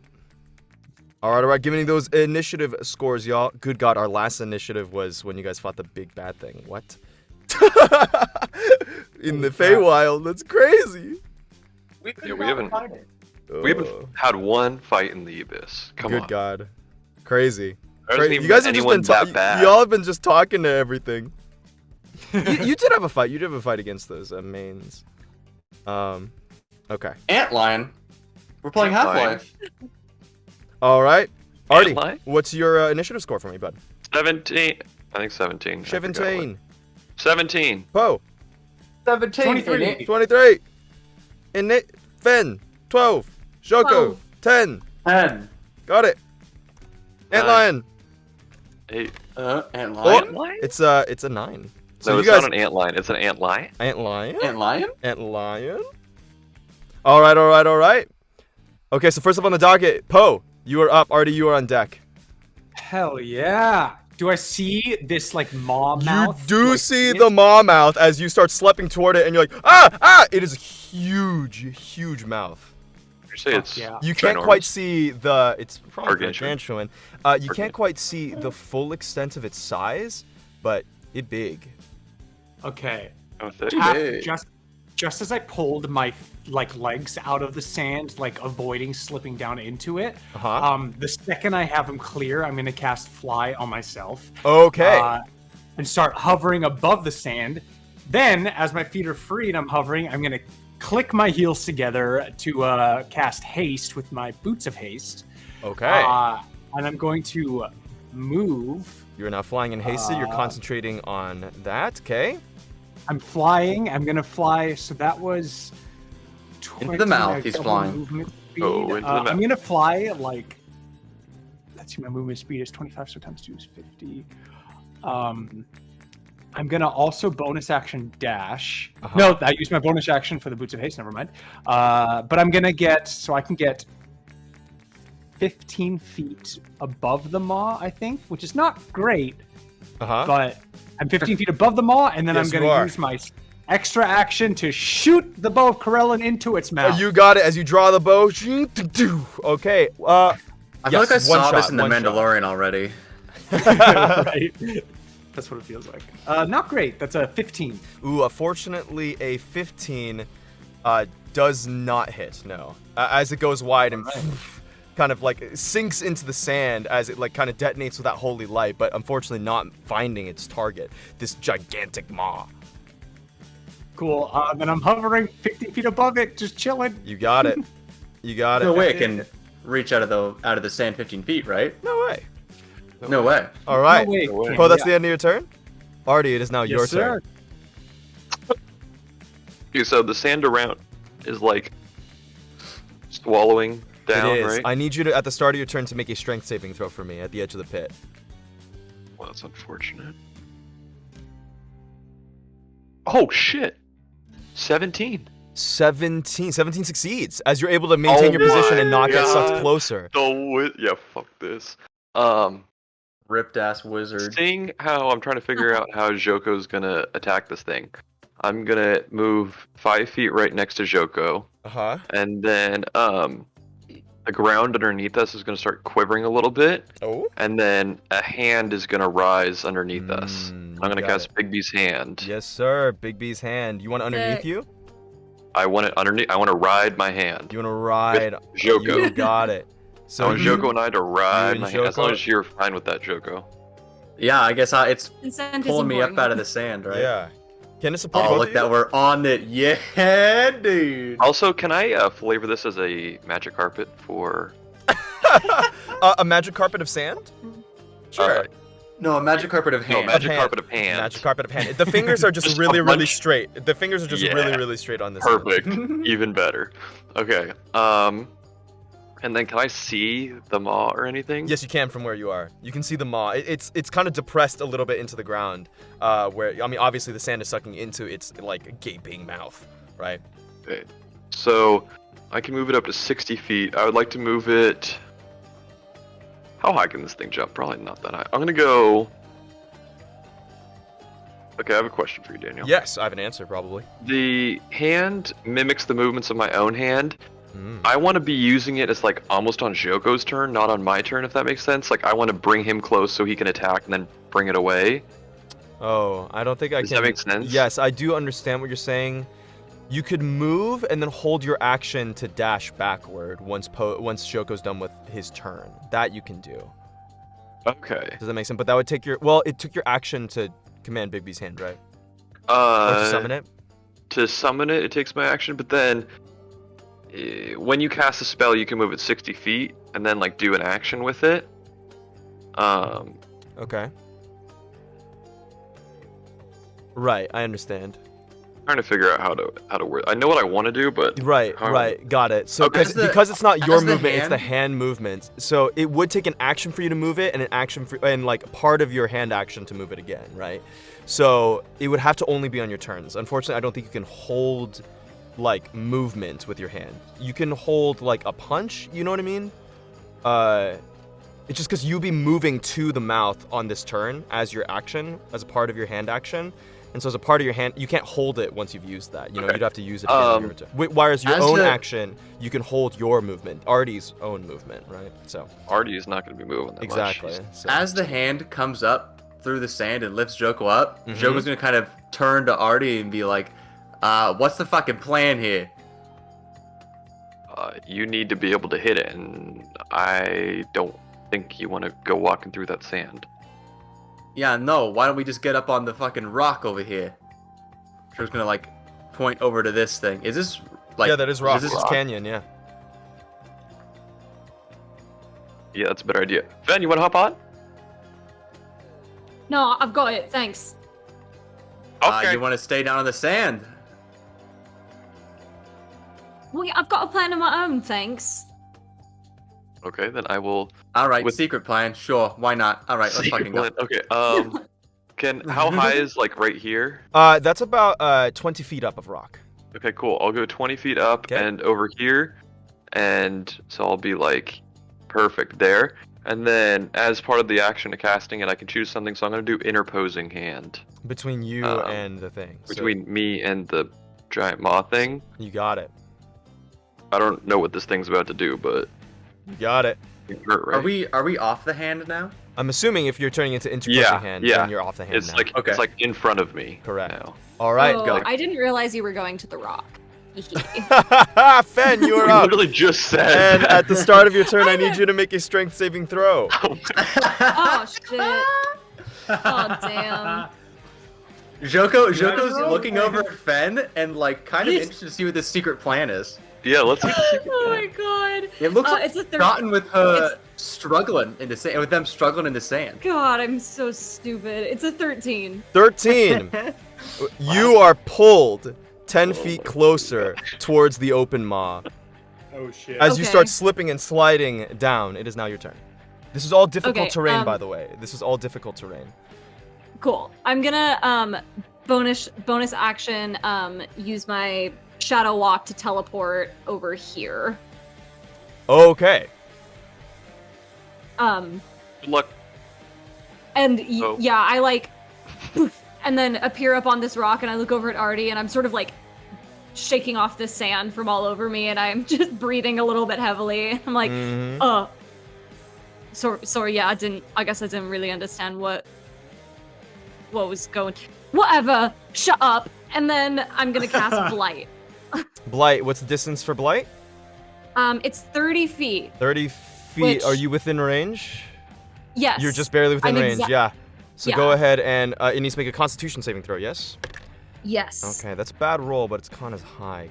So that's a 16. That I think that fails. Nice. So go ahead and roll Sick. all your damage. All right. All of the day. All the damage. 37 points of necrotic damage. 37 points of necrotic. Nice. Good stuff. As it takes a pretty good hit, and you see it begin to thrash in the middle of the sand. And as it does, you're starting to get the picture. If the guy's mouth is this big, how big the thing must be. 37, you said? Yeah. It starts beginning to thrash in the sand, and you watch as these barbed, looks like mouth tentacles start rising up out of the sand. Ooh, Joko, you are now up. nasty. I am now up. Oh, can I use my movement, Daniel? Oh yeah, of course. I'm just gonna walk over here and kind of get behind the hand with everybody else. Did you teleported onto the rock? Yeah. Yeah. Okay, got it. Sure is handy, huh? Mm-hmm. Gross. Choco's So- gonna smite me now. So like, Joko, when you say that, Joko seems like it just went straight over his head. He was like, yeah, he was like kind of like, yeah, it was pretty helpful. Alright, Joko, But it's your turn. Joko's gonna turn to Artie and Fen and just say, so what are we doing here? We just fucking walk away now. I mean, it's kind in of the interested ground, to see right? what Poe does. I just want to see what happens. I have a feeling that I'm gonna be Joko will lower going his over voice. there and saving Poe at this point. Joko will lower his voice and say, hey, maybe little problem will just fucking, solve itself here. Ben kind of like nods a little bit and shrugs and looks at Artie. All right, you're not holding your Artie action for just anything. kinda As you guys looks just looking over at Poe, floating, just firing arrows into the mouth, soloing the raid boss. Yeah. We're all fucking AFK on the hate my side while friends. Poe's. Wait, it's kind of just in the fucking sand, right? Like Yeah, we're kind of just hanging out here, we're just Like chilling. we can just, like, Joko's gonna point like this direction. Uh-huh. He's gonna be like, we kind of just go around it, yeah? You know what I Wow. mean? Oh, yeah. Yeah, Why not? I'll just like keep the hand in front of us. We can just walk. Okay. All right. Daniel, this might be a good time to point out Yes. that, Uh-oh. and this is completely up to you, but I got my speed wrong, and I actually have a total of 120 flying speed at this Oh, point. okay. Yeah, with haste. So I would have gotten way higher, but I see. didn't think of it at the time. So you can fully you say did say no, and I'll just 15, stay where so I am. I'll just say 15 for right now. Yeah. You can go there your next turn. You probably can't get Sounds that good. high. You're fine. Yeah, you can get there your next turn. That's definitely true. You can like just sail into the sky and start shooting. All right, Joko, that ends your turn. As you guys are kind of like, yeah, we should go. Joko, do you want to start moving over in that direction? I want to kind of. Can I hold my action to walk behind the hand when Artie moves it? Yeah, I'm sure. You hold your action to walk behind the hand. Sound good. Sounds good. All right, it is now the Antlion's turn. Antlion? As you watch as the creature is thrashing underground because of the blight, the mouth begins to shudder and shake and close somewhat as you see the sand rivulets stop to like slowly like drifting into the mouth, and there's a brief moment where the mouth disappears below the sand altogether. Poe, you're kind of like no. aiming with the bow and you're like, huh, what is going on? And all of a sudden this geyser of sand bursts forward as this gigantic demonic worm Dear God. explodes out of the center of the sand pit and reaches up its gaping maw just below you, Poe, and it clamps down. It's rolling an attack on you, Poe. Rolling an Oh, attack. no. Alaskan bullworm. That's a 19 to hit.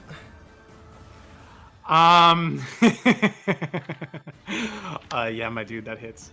Okay, I need you to make a dexterity saving throw for me, please. Okay. Holy crap. Your problem's over, everyone. Goodbye.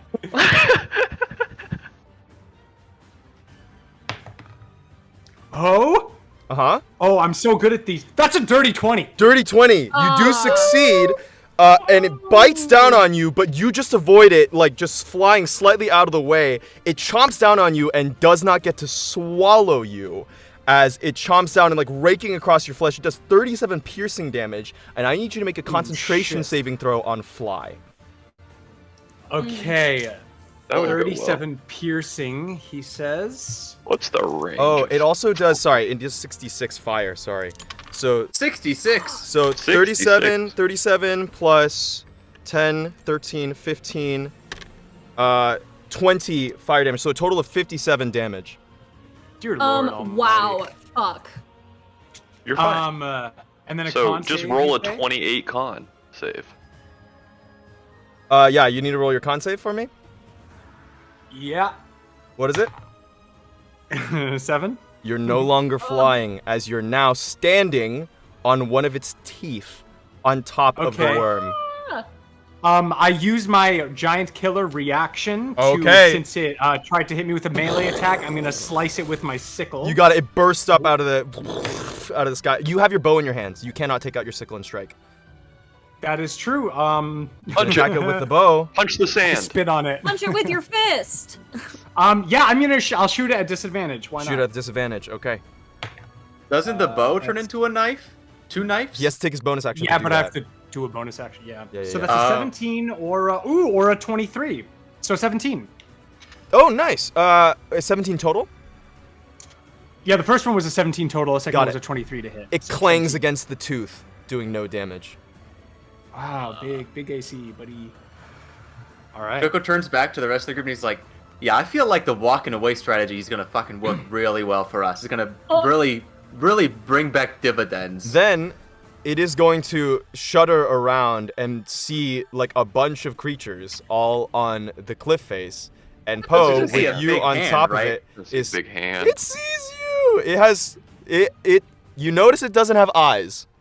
But it also sees the big hand. You notice it doesn't have eyes.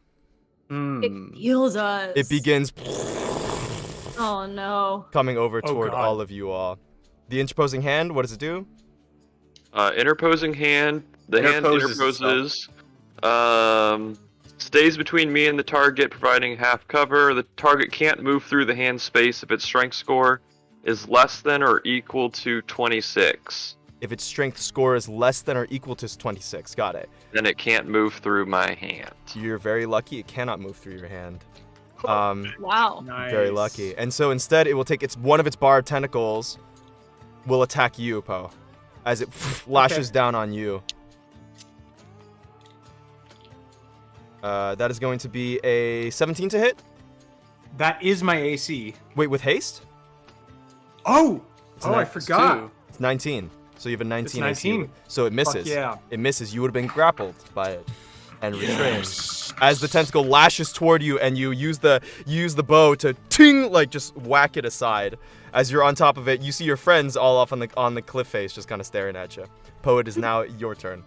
Holy shit. Shoko has some Damn, popcorn dude. in his hand. He's just like, I start to. No, okay. Cool. Sick and tight and sick.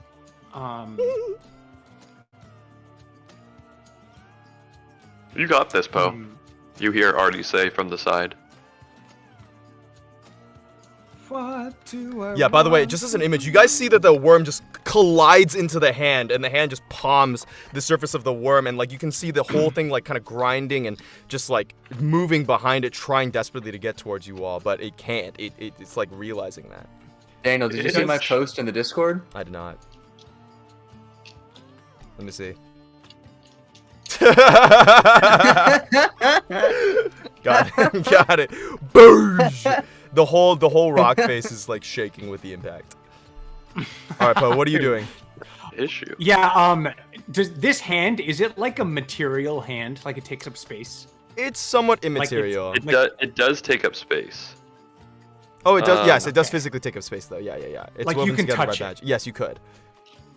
All right, I am going to extend and shoot/throw the chain of my sickle to wrap around one of the fingers, one of the digits of this One of the thing. barbed. Yeah, to try and grapple it. Yep. Okay, got it. Go ahead and make an athletics check. an athletics check. This is a technically gargantuan creature, so you can't like stop its movement with this. You'd be able to latch on, but you wouldn't be able to stop its movement, if that makes sense. Yeah, no, I'm trying to just the hand. like, I'm just trying to grab the hand so that I can do it. I understand. I The understand. hand does have an AC. I don't know if you want to use that. But... Yeah, well, I mean, you're not trying to resist this, right, Artie? You're trying to let him get to you. I'm trying Are to you think trying to about resist this? Are you? No, I'm not trying to resist You see it. me Indiana Jonesing this chain, like But how looking at funny the would it be hand. if I just dropped all the fingers except the middle one? You know, actually, I'm gonna do that, and you can hit the middle one. I'm gonna give you that one. Sure. Artie. Gavin, I'll say that it succeeds because he's not trying to resist it, right? I'm not trying to resist it. Yeah, you wrap it around the middle great. finger, and you're able to chink if you want. Okay, great. I do so, and then I want to retract the chain so that I move towards the Got hand. it. You shoot over, and you're able to like get onto the hand and onto somewhat of the rock. Okay, great. And then I'm going to use. So that was my Action. extra action, and I'm going to use my Wasted. primary action to triple Eldritch Blast this motherfucker. You got it. That's going to be one's a crit fail, but I'm going to re-roll. Oh wait! Went from a 1 to a nat 20. Yo! Okay. Okay. So we that's have 2d10. a nat 20, Nice. a 23, and a 19. All right, a 20, a 23, and a 19. All three of those hit. Sir. All three of those hit. All right. Go ahead and roll force damage. gonna roll- Remember, for the nat 20, you double it. Yep, I'm going to roll 4d10. Okay, that's 22 force damage. Okay. And because all three are hit, I mean, it's gargantuan, so it's up to you. Technically, it gets moved back 30 feet, but, you know, it's fucking huge. Oh, yeah, I know. So, It gets up to you. hit back 30 feet. Yeah, 10 times 3. That's 30. Sick. And then I As turn it kinda, around. you like knock it with these blasts, and it just, you actually watch as the tail like lifts up out of the sand as it literally like lifts off of the ground and gets thrown backward onto the sand. Its gigantic worm-like body just curling and kind of like writhing in the middle of the sand. I turn to the rest of you, and I'm like sweating. I'm like, huh, yeah, okay. Let's go, huh? And I'm gonna just start running my speed like in this direction. 25. Only 25? Aren't you hasted still? Or are you? Is that Very off? hasted, yeah. I am hasted So you still. have I'm running 50. off the screen. Goodbye. As you run 50 feet off. Okay. Artie, it's your turn.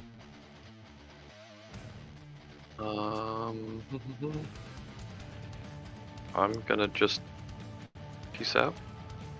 We're just gonna go 5, 10, 15, 20, 25, and bring my hand with me. Okay, and Joko, you were holding your action for when the hand would move so that you can move. So you can move that distance as well. Whee! Boop. Boop. Got it. All right, Fen. It's your turn. Okay, I'm also going to move with them, but I want to ready an action. Okay. I'll say that if it seems like it's pursuing us and it's gonna follow us, if it leaves the sand pit and gets up onto the rock like it's gonna follow us, I want to cast Eye Bite on it. Eye Bite on it. Okay. And which effective Eye Bite do you want? I want to try to put it to sleep You want to try and put it to sleep? Okay. if it fails the wisdom save. You got it. You got it. Okay, so you're holding that. So you run over and you're holding that. Go ahead and place yourself where you're gonna be. Yeah, I will go a little bit further than my speed, so I'll use my bonus action to shadow walk again. How far is Poe? Poe is now 25. He's about 30 feet off the screen. I will go. Yeah, about 30. I'll go 60 feet from the edge of. 50 feet from the edge of the rock, so that I'm still within range if it gets up there. But I'm. It is 60 Far feet away. that you have to be within to target the creature. Yeah, so I'll go 50 feet from the rock because I don't want to do it until it like. Because if it's gonna move towards us, Yeah. Sand. Understood. As you guys are all running. Got it. Yeah. Sounds good. So 50 feet from the rock. So only if it gets Can up you onto get the to rock. 50 feet on the rock? Can you get there? What's your speed? 30? Huh? I'm using the Oh, Shadow Walk. Shadow Walk. Yes. Understood. So you are now off the screen now. About 50 feet Yeah. to the side. Lovely. Joko, it is your turn. I am going to like turn back towards the creature, and Joko's eyes are gonna start glowing with that golden, like, smoke. And then his finger will start glowing as well as he turns and like points a finger at the this demonic worm. Mm-hmm. And he's just going to it's basically like a growl. He just goes, "Don't follow us."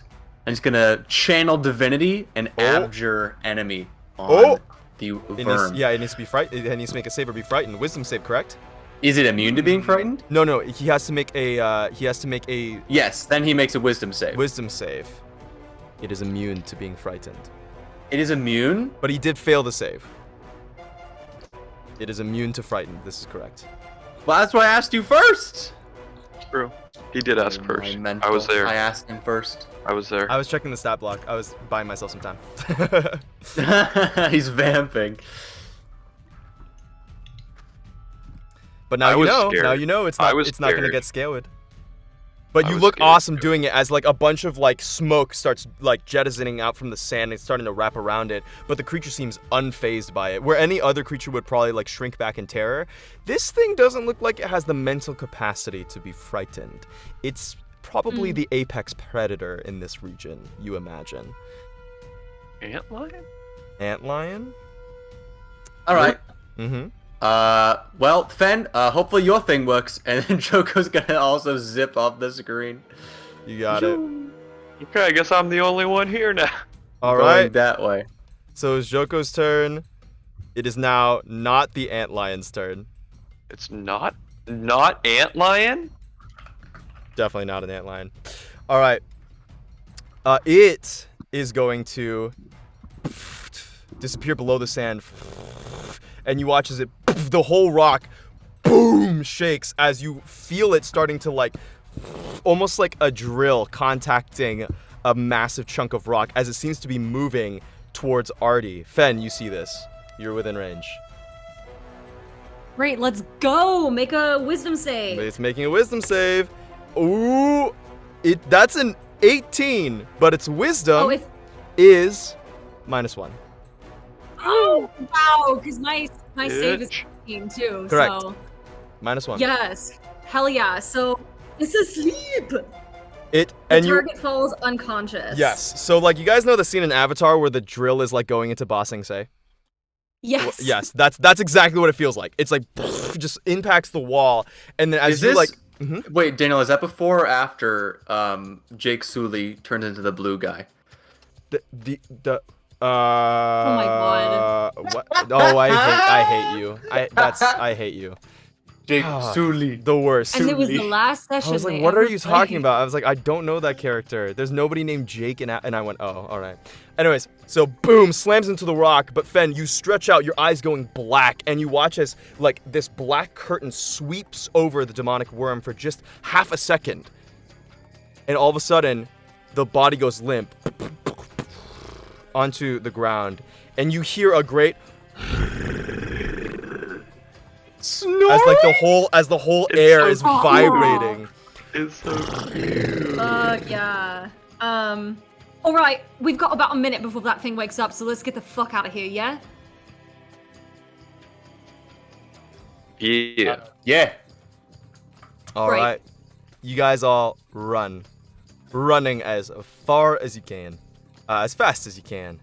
And it isn't long before you all begin to travel. And you see at the crest of the mountain, after about 2 days travel, you see at the crest of the mountain is an entrance. And even from here, you can hear ting, ting, ting, as lava rivulets of magma just are all just going down the mountain and streaming what seems to be this darkened cavern. And as you guys peer inside to what you imagine must be the Razor Forge, that is where we're going to end our session for the day. Woo! All right, and a little early today, but thanks so much for coming on the journey with us, y'all. Yeah. Hell yeah. All right, so we'll pick up with the Grim Troupe in Razor Forge.